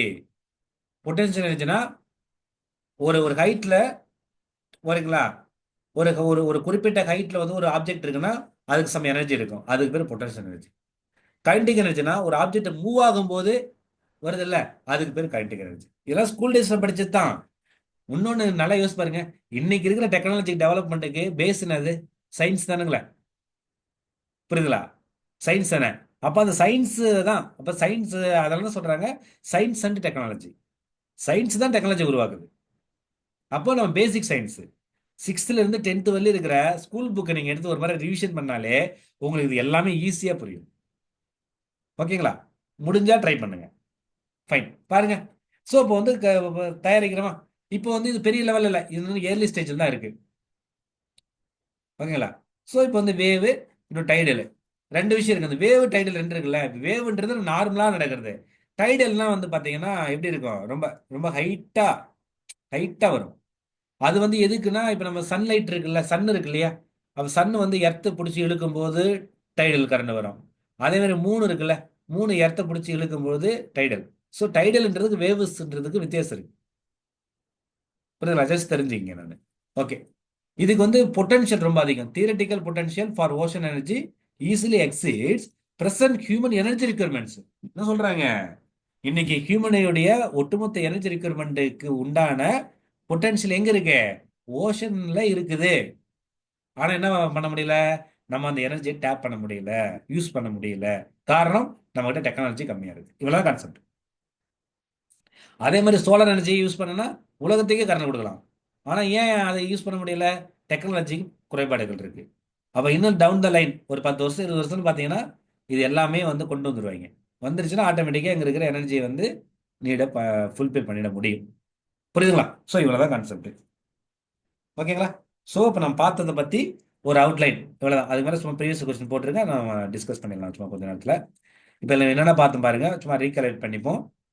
Natural and energy resources first என்ன? ஓகேங்களா? சும்மா ஜஸ்ட் பேசிக்ஸ். ஓகேங்களா? அடுத்து வந்து பார்த்தீங்கன்னா ரினியூவபிள் நான் ரினியூவபிள் ரிசோர்ஸுக்குள்ள டிஃபரன்ஸ் பார்த்துக்கிறீங்க, ரொம்ப முக்கியம். நியூக்ளியர் எனர்ஜி பற்றி பார்த்தோம். ஓகேங்களா? இது அப்படி இப்படின்னு எல்லாம் ஒரு முறை கோத்ரூ பண்ணுங்க. இந்த ஸ்லைட்ஸே போதும், எனக்கு நியூக்ளியர் எனர்ஜிக்கு போதும். ஓகேங்களா? சாயில், அதை பற்றி அது ஒரு எனர்ஜி தான், ரைட்டுங்களா? அதை யூஸ் பண்ணுறோம். Solar energy, wind energy, Jio thermal, hydro power, bio energy, ocean energy. So இது எல்லாமே ரொம்ப ரொம்ப ரொம்ப முக்கியம். இன்னைக்கு எலக்ட்ரிசிட்டி இல்லைன்னா நம்ம லைஃப்பை இமேஜின் பண்ணி பார்க்கவே முடியாது இல்லையா? ஸோ இப்போ வந்து எலக்ட்ரிசிட்டி ப்ரொடியூஸுக்கு ரொம்ப யூஸ்ஃபுல்லாக இருக்கு. ஓகேங்களா? ஃபைன். கொஸ்டின் பார்த்துக்கலாமா? பாருங்க. ஒன்றும் இல்லை, ஜஸ்ட் ஒரு ஒரு 5 மினிட்ஸில் முடிச்சிடலாம். Which of the following disaster belongs to the category of nuclear disaster. அப்போ நியூக்ளியர் டிசாஸ்டர் இதில் என்னென்னு கேட்குறாங்க. நம்ம இப்போ பார்த்ததில் பாருங்க, இதில் பாருங்க, செர்னோபில் பார்த்தோமா, 3 மைல் ஐலாண்ட் பார்த்தோமா. அப்போ பிசி கன்ஃபார்மாக வரும், ரைட்டுங்களா? மற்ற ரெண்டும் பார்க்கல. அப்போ பாருங்க பிசி எங்க இருக்குன்னு பாருங்க. ஃபர்ஸ்ட் இதில் பிசி இருக்கு, விட்டுருங்க. ரெண்டாவதுல பிசி இல்லை, அப்போ ரெண்டா வராது. மூணாவதுல பி இல்லை, வராது. அப்போ ஆன்சர் ஒன்னா இருக்கலாம் அல்லது 4 இருக்கலாம். கரெக்ட்டுங்களா? அப்போ பிசி கன்ஃபார்மாக வருது. ஏ வருமா அல்லது டி வருமான்னு பார்க்கணும். ஓகேங்களா? ஃபுக்குசிமா டிசாஸ்டர் வந்து ஒரு நியூக்ளியர் டிசாஸ்டர். ஃபுக்குசிமா எங்க இருக்குன்னா ஜப்பான்ல இருக்கு மேம், ரைட்டுங்களா? அப்போ அதுக்கு ஆன்சர் வந்து பார்த்தீங்கன்னா ஏபிசி மூணுமே வரும். அப்போ ஏபிசினா ஆன்சர் ஒன்னா இருக்க வாய்ப்பு இருக்கு. புரியுதுங்களா? இது ஜஸ்ட் ஃபேக்ட் தான். இப்போ நான் உங்களுக்கு சொன்ன ஸ்லைடில் இந்த பிஎஸ்சியும் சொல்லிட்டேன். எக்ஸ்ட்ரா ஃபுகுசிமான்றது ஒரு நியூக்ளியர் ரியாக்டர் தெரிஞ்சுங்க போதும். இந்த லவ் கேனல் டிசாஸ்டர் இருக்குல்ல, இது என்னன்னு ஜஸ்ட் பார்த்துக்குங்க. ஓகேங்களா? ஃபைன். அடுத்து பாருங்க, மேட்ச் இந்த ஃபாலோயிங் என்ன disaster with words or phrases சொல்றாங்க. இப்போ லிஸ்ட் 1 லிஸ்ட் 2. இப்போ இது லிங்க் பண்ண சொல்றாங்க. இது யாருக்கும் ஞாபகம் இருக்கா? Bhopal case tragedy. போபால்ன்றது மத்திய பிரதேசம் இருக்குல்ல, எம்பியில் நடந்துச்சு. ஓகேங்களா? இன்னை வரலையும் அது இஷ்யூ நடந்துட்டு இருக்கு. அப்போ அந்த போபால் கேஸ் ஸ்ட்ராட்டஜியில் ட்ராஜடியில் என்ன நடந்திருக்கும் யாருக்கா ஞாபகம் இருக்குங்களா? ஒன்றும் இல்லை. இப்போ நம்ம இந்த உரியடின்னு ஒரு படம் வந்து ஞாபகம் இருக்கு, யாருக்கா பார்த்துருக்கீங்களா? உரியடி பார்ட் 2. ஆள் இந்த இந்த இந்த இஷ்யூ பற்றி தான் பேசியிருப்பாங்க, ரைட்டுங்களா? ஒன்றும் இல்லை, மிக்குன்னு சொல்லுவாங்க, எம்ஐசி, மெத்தில் ஐசோ சைனைடு. ஓகேங்களா? அது வந்து அந்த கேஸ் ரிலீஸ் ஆயிடுச்சு. ரிலீஸ் ஆகி நிறைய மக்கள் மூச்சு திணறலே செத்து போயிட்டாங்க. ஓகேங்களா? அப்போ போபால் கேஸ் ஸ்ட்ராட்டஜி இதெல்லாம் நெட்ல ஜஸ்ட் சர்ச் பண்ணி பாருங்க. ஏக்கு வந்து பார்த்தீங்கன்னா மெத்தில் ஐசோ மிக்கு, மெத்தில் ஐசோ சைனைடு. அப்போ ஏவுக்கு 4 பாருங்க, ஏவுக்கு 4. அப்போ இது ரெண்டு தான் ஆப்ஷன் இருக்கு. அப்போ ஒன்று வராது, 3 வராது. அப்போ 2வா 4ஆ? ஓகேங்களா? நீங்க பாருங்க, செர்னோபில் தான் தெரியும்ல, நியூக்ளியர் ஆக்சிடென்ட் தானே. அப்ப பிக்கு 3, பிக்கு 3 எங்க இருக்கு பாருங்க, இங்க பிக்கு 3. அப்ப பாருங்க, இங்க பிக்கு 1. அப்ப ஆப்ஷன் ஆப்வியஸா 2 தான் வரும். ரெண்டு ரெண்டு டேட்டால கண்டுபிடிச்சிட முடியுது பாருங்க. புரியுதுங்களா? ஸோ மற்ற ரெண்டு பார்த்துங்க. இப்ப Love Canal tragedy, Love Canal ட்ராஜடினா சிக்கு 1 போட்டிருக்காங்க. டம்பிங் ஆஃப் ஹசார்டஸா. லாஸ் ஏஞ்சல்ஸ் ஸ்மோக்னா, ஸ்மோக்னா உங்களுக்கு தெரியுதுல்ல, ஸ்மோக்னா அந்த ஏர் பொல்யூஷன். ஸோ அது வந்து PAN, peroxy peroxy peroxy acetyl nitrate. பாருங்க, ஆன்சர் 2. புரியுதுங்களா? இதை ஜஸ்ட் அப்படியே என்னன்னு பாத்துங்க. இப்ப செர்னோபில் தெரியுது, nuclear accident. Bhopal gas methyl isocyanide. Love Canal ட்ராஜடின்றது வந்து பாத்தீங்கன்னா கசாட சப்ஸ்டன்ஸை டம்ப் பண்ணியிருக்காங்க, போய் அங்க கொட்டியிருக்காங்க. ஓகேங்களா? லாஸ் ஏஞ்சல்ஸ் ஸ்மோக்ன்றது அந்த பேன், பெராக்சசிட்டைல் நைட்ரேட் பொல்யூஷன், அது ஏர் பொல்யூஷன். தெரிஞ்சுங்க. ஓகேங்களா? ஒரு கேள்வியில வந்து பாத்தீங்கன்னா இந்த பேனுடைய எக்ஸ்பென்ஷனே கேட்டிருக்காங்க. ஸோ இது பார்த்துங்க, ப்ரீவியஸ் கொஸ்டின்ல பேனுடைய எக்ஸ்பென்ஷனே கேட்டிருக்காங்க. ஓகே, அடுத்து பாருங்க. India has huge thorium reserve. Thorium, ஓகேங்களா, a potential source of the nuclear energy. இந்த தோரியம் ரிசர்வ் மெயின்லி எங்க இருக்குன்னு கேக்குறாங்க. இங்க பாருங்க, இது எங்க இருக்கு? யாராவது ட்ரை பண்ணுங்க பார்ப்போம். இந்த கொஸ்டின் பார்த்தோம்ல எக்ஸாக்டா, இந்த தோரியம் ரிசர்வ் எங்க இருக்கு? ராக்ஸ் ஆஃப் சோட்டா நாக்பூர் பிளேட்டில் இருக்கா? மட்ஸ் ஆஃப் சந்துரபன் டெல்டாவா? கோஸ்ட் சாண்ட்ஸ் ஆஃப் கேரளா சீயா? சாண்ட்ஸ் ஆஃப் தார் டெசர்ட்டா? யாராவது சொல்லுங்க பார்ப்போம் டக்குன்னு.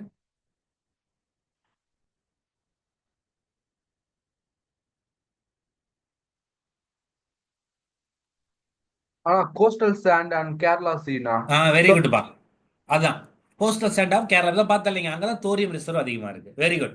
சும்மா ஜஸ்ட் அப்படியே இப்படி இப்படி ப்ரீவியஸ் கொஸ்டின்பா, அப்படியே கேட்டிருக்காங்க, நீங்க வந்து பாத்துங்க. ஓகேங்களா? ஃபைன். அடுத்து பாருங்களாப்பா, ரெண்டு ஸ்டேட்மெண்ட் கொடுத்துருக்காங்க.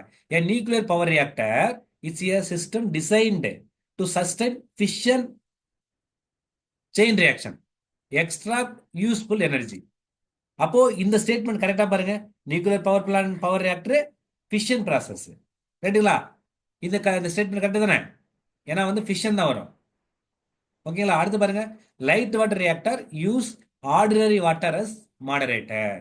நான் இது ரெண்டு ரியாக்டர் பார்த்தோம், ப்ரெஷரைஸ்டு வாட்டர் ரியாக்டர்னு ஒன்று பார்த்தோம், இன்னொன்று பார்த்தா லைட் வாட்டர் ரியாக்டர்னு பார்த்தோம். அப்போ லைட் வாட்டர் ரியாக்டர் இருக்குல்ல, அதுக்கு வந்து பார்த்தீங்கன்னா மாடரேட்டர் என்ன பண்ணுவாங்க, நார்மல் வாட்டர் யூஸ் பண்ணிப்பாங்க. அது பேர்ல இருக்கு பாருங்க, லைட் வாட்டர், அப்போ நார்மல் வாட்டர். ஆனா நீங்க ஹெவி வாட்டர் ரியாக்டர் இருக்குல்ல, அதுக்கு வந்து பார்த்தீங்கன்னா D2O, ஹெவி வாட்டர் யூஸ் பண்ணுவாங்க. ஸோ அது பேர்ல இருக்கு பாரு, வேற ஒன்றும் இல்லை. அப்போ ரெண்டுமே ஆப்ஷன் வந்து கரெக்டு தான். நான் சொல்றதே இருக்கும், நீங்க ஒரு முறை கோத்ரூ பண்ணுங்க போதும். ஓகேங்களா? Post statement. அடுத்துங்க பாருங்க, இந்த ஸ்கீம் ஆஃப் சாயில், சாரி, இந்த scheme of life, soil is essential resource of life. ஓகேங்களா? இப்போ சாயிலுடைய, சாயில் பத்தி கேட்டிருக்காங்க, அதோட ரோல் என்ன பாருங்க. It is reservoir of carbon சொல்லலாமா? அப்ப ரிசர்வாயர்னா அந்த கார்பன் வந்து பாத்தீங்கன்னா அது ரிசர்வ் பண்ணி இருக்கு, வச்சிருக்கு அது அதுல, அப்படி சொல்றாங்க இல்லையா? சாயில கண்டிப்பா கார்பன் இருக்குல்ல, கார்பன்றாதான் அங்க வந்து இதெல்லாம் என்ன சொல்றது, நிறைய பிளான்ட்லாம் வளரும். ஓகேங்களா? அடுத்து பாருங்க, it is the medium for growth of food and energy for the animal world. நம்ம பார்த்தோம்ல, சாயில்ல இல்லைன்னா இங்க எந்த பிளான்ட்டுமே வளராது. ஓகேங்களா? அப்ப ஆட்டோமேட்டிக்கா இதுவும் வரும். அடுத்து பாருங்க, it provides oxygen to the biotic community. நம்ம சாயில் இருந்தா ஆக்சிஜன் கிடைக்குதானே கேட்குறாங்க. சாயில் ஆக்சிஜன் கிடைக்குது? கண்டிப்பா கிடையாது தானே. சாயில் வந்து ஆக்சிஜன் கொடுக்குறது எது கொடுக்குது, நமக்கு பிளான்ட்ல இருந்து தானே கிடைக்குது. ஓகேங்களா? அப்ப ஆக்சிஜன் கிடைக்குமான்றது தப்பு, இது தப்பு. அடுத்து பாருங்க, it is a natural reservoir for the huge amount of water. நீங்க பாருங்களேன், இப்ப வாட்டர்லாம் எங்க இருக்கு, கிரவுண்ட் வாட்டர்லாம் எங்க இருக்கும், சாயில் தானே கிரவுண்ட் வாட்டர் பிடிச்சி வச்சிருக்கு. அப்போ இது வரும். ரொம்ப சிம்பிள் தான், நீங்க பாத்தீங்கன்னா போட்டுடலாம். அப்போ வந்து சி மட்டும் வராது. அப்போ சி மட்டும் வராதுன்னா பாருங்க, இது வராது, இது வராது, இது வராது. அப்போ ஆப்ஷன் வந்து 2. புரியுதுங்களா? இவ்வளவு கான்செப்ட். Got it. ரொம்ப சிம்பிளா இருக்கும், ஒரு முறை படிச்சு பாருங்க, ஈஸியா இருக்கும். அடுத்து பாருங்களேன், human population have historically settled in flood plains. ஓகேங்களா? ஃப்ளட் பிளைன்ஸ்ல வந்து பார்த்தீங்கன்னா நம்ம ஏன் செட்டில் ஆயிருக்கோம்? அதாவது சொல்லுவோம்ல, மனிதனுடைய நாகரிகம் ஆற்றங்கரையோரம் தான் தொடங்கிச்சு சொல்லுவாங்கல்ல. படிச்சிருக்கீங்களா ஸ்கூல் டேஸ்லாம்? மனிதன் வந்து முதல்லையா அந்த ரிவருடைய அந்த இது அந்த கரைகள் இருக்குல்ல, அங்கதான் ஃபர்ஸ்ட் வாழ ஆரம்பிச்சான்னு சொல்லுவாங்க. ஏன் வாழ ஆரம்பிச்சான்னு கேள்வி கேட்கறாங்க. ஓகேங்களா? பார்க்கலாமா? பாருங்க. Flood plains are close to the river for transportation. அப்போ டிரான்ஸ்போர்ட்டேஷனுக்கு ஓகேங்களா, அது flood plains are close to the rivers. ஓகேங்களா, ஃபார் டிரான்ஸ்போர்ட்டேஷன். ஃப்ளட் பிளைன்ஸ் என்ன அர்த்தம்? அந்த ரிவரை ஓரமா இருக்குல்ல அந்த கரை, அதான் சொல்றாங்க. அப்போ டிரான்ஸ்போர்ட்டேஷன் யூஸ் ஆயிருக்குமா? கண்டிப்பா யூஸ் ஆயிருக்கும். The soils in the flood plains are usually fertile.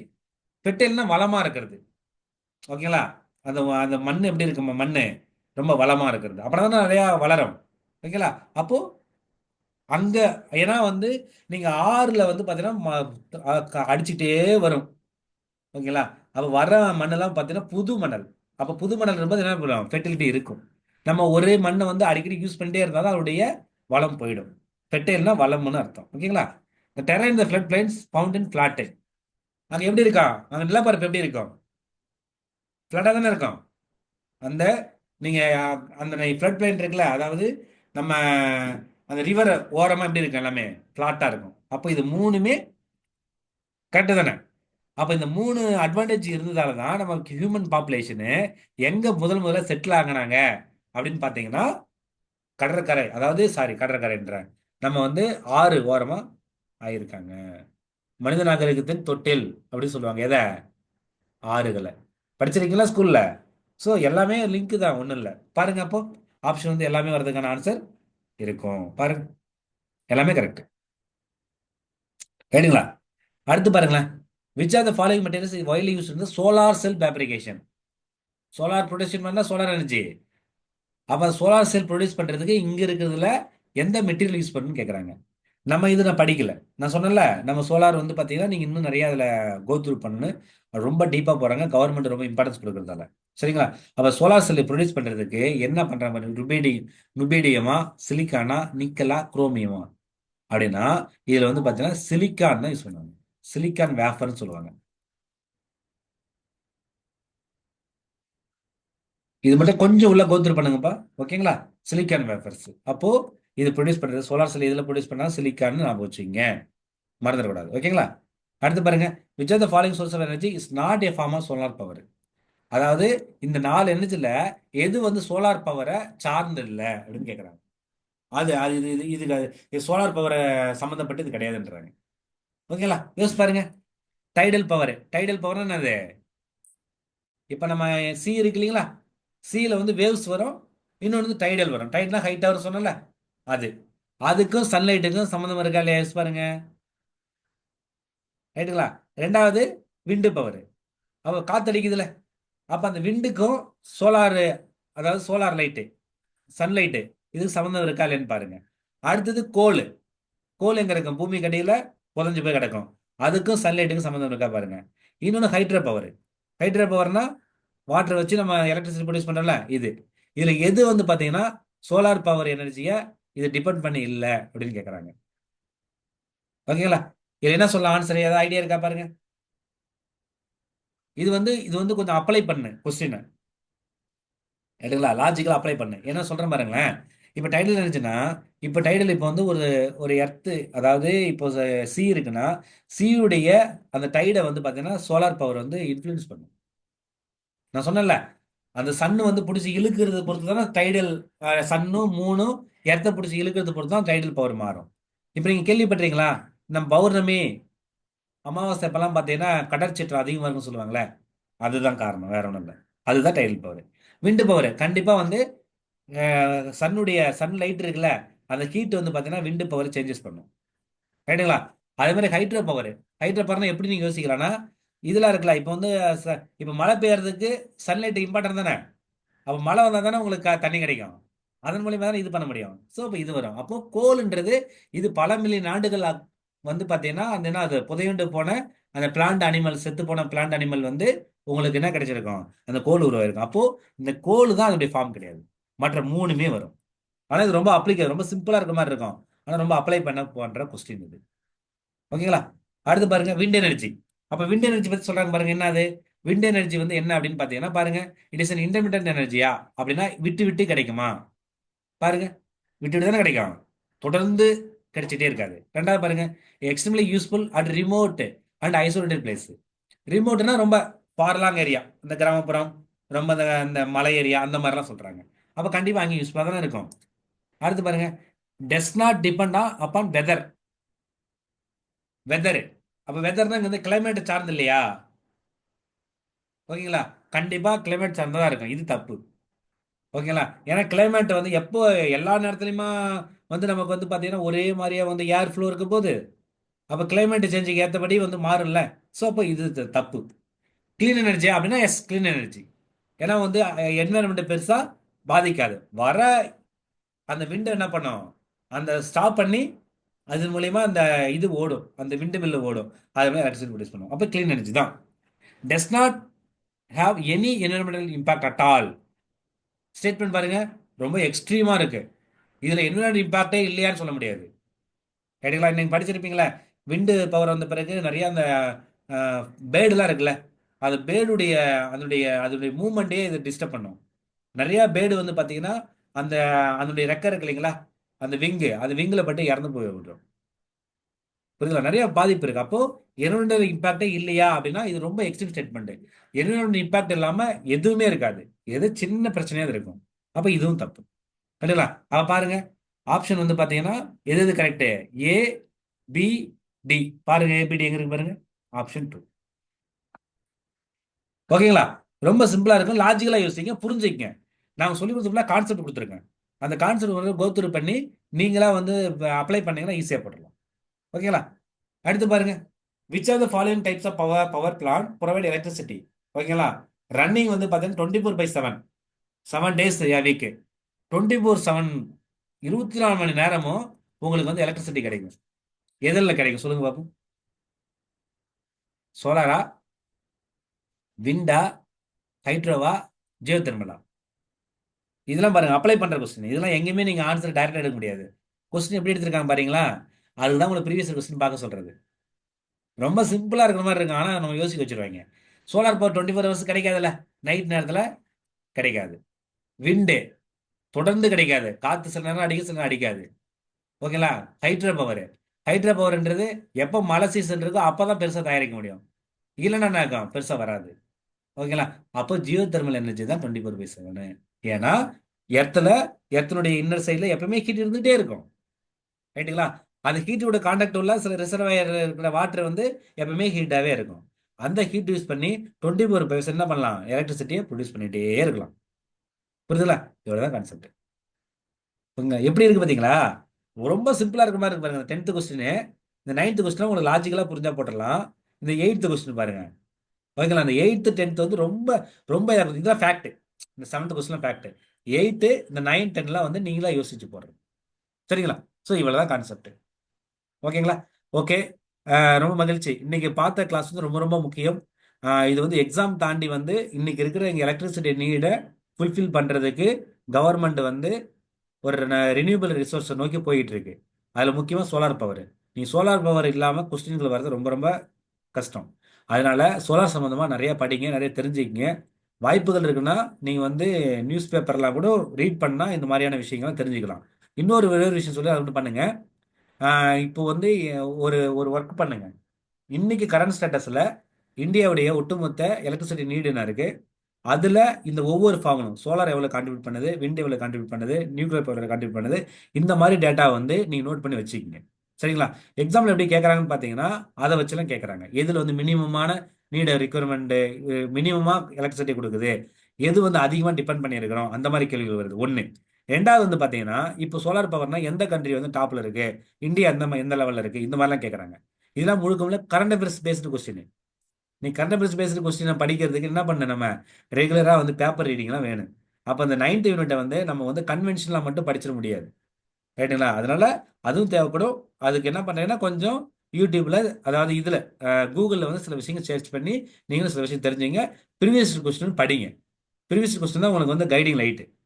ஓகேங்களா. அதில் நிறைய தெரிஞ்சுக்கலாம். நான் சொன்னது எனக்கு தெரிஞ்சு ஒரு ஒரு ஓரளவுக்கு உங்களுக்கு வந்து ஒரு அவுட்லைன் தான் என்னால் கொடுக்க முடியுது. ஏன்னா இது ரொம்ப வாஸ்ட்டாக இருந்துச்சு, இந்த பர்டிகுலராக அந்த எனர்ஜி.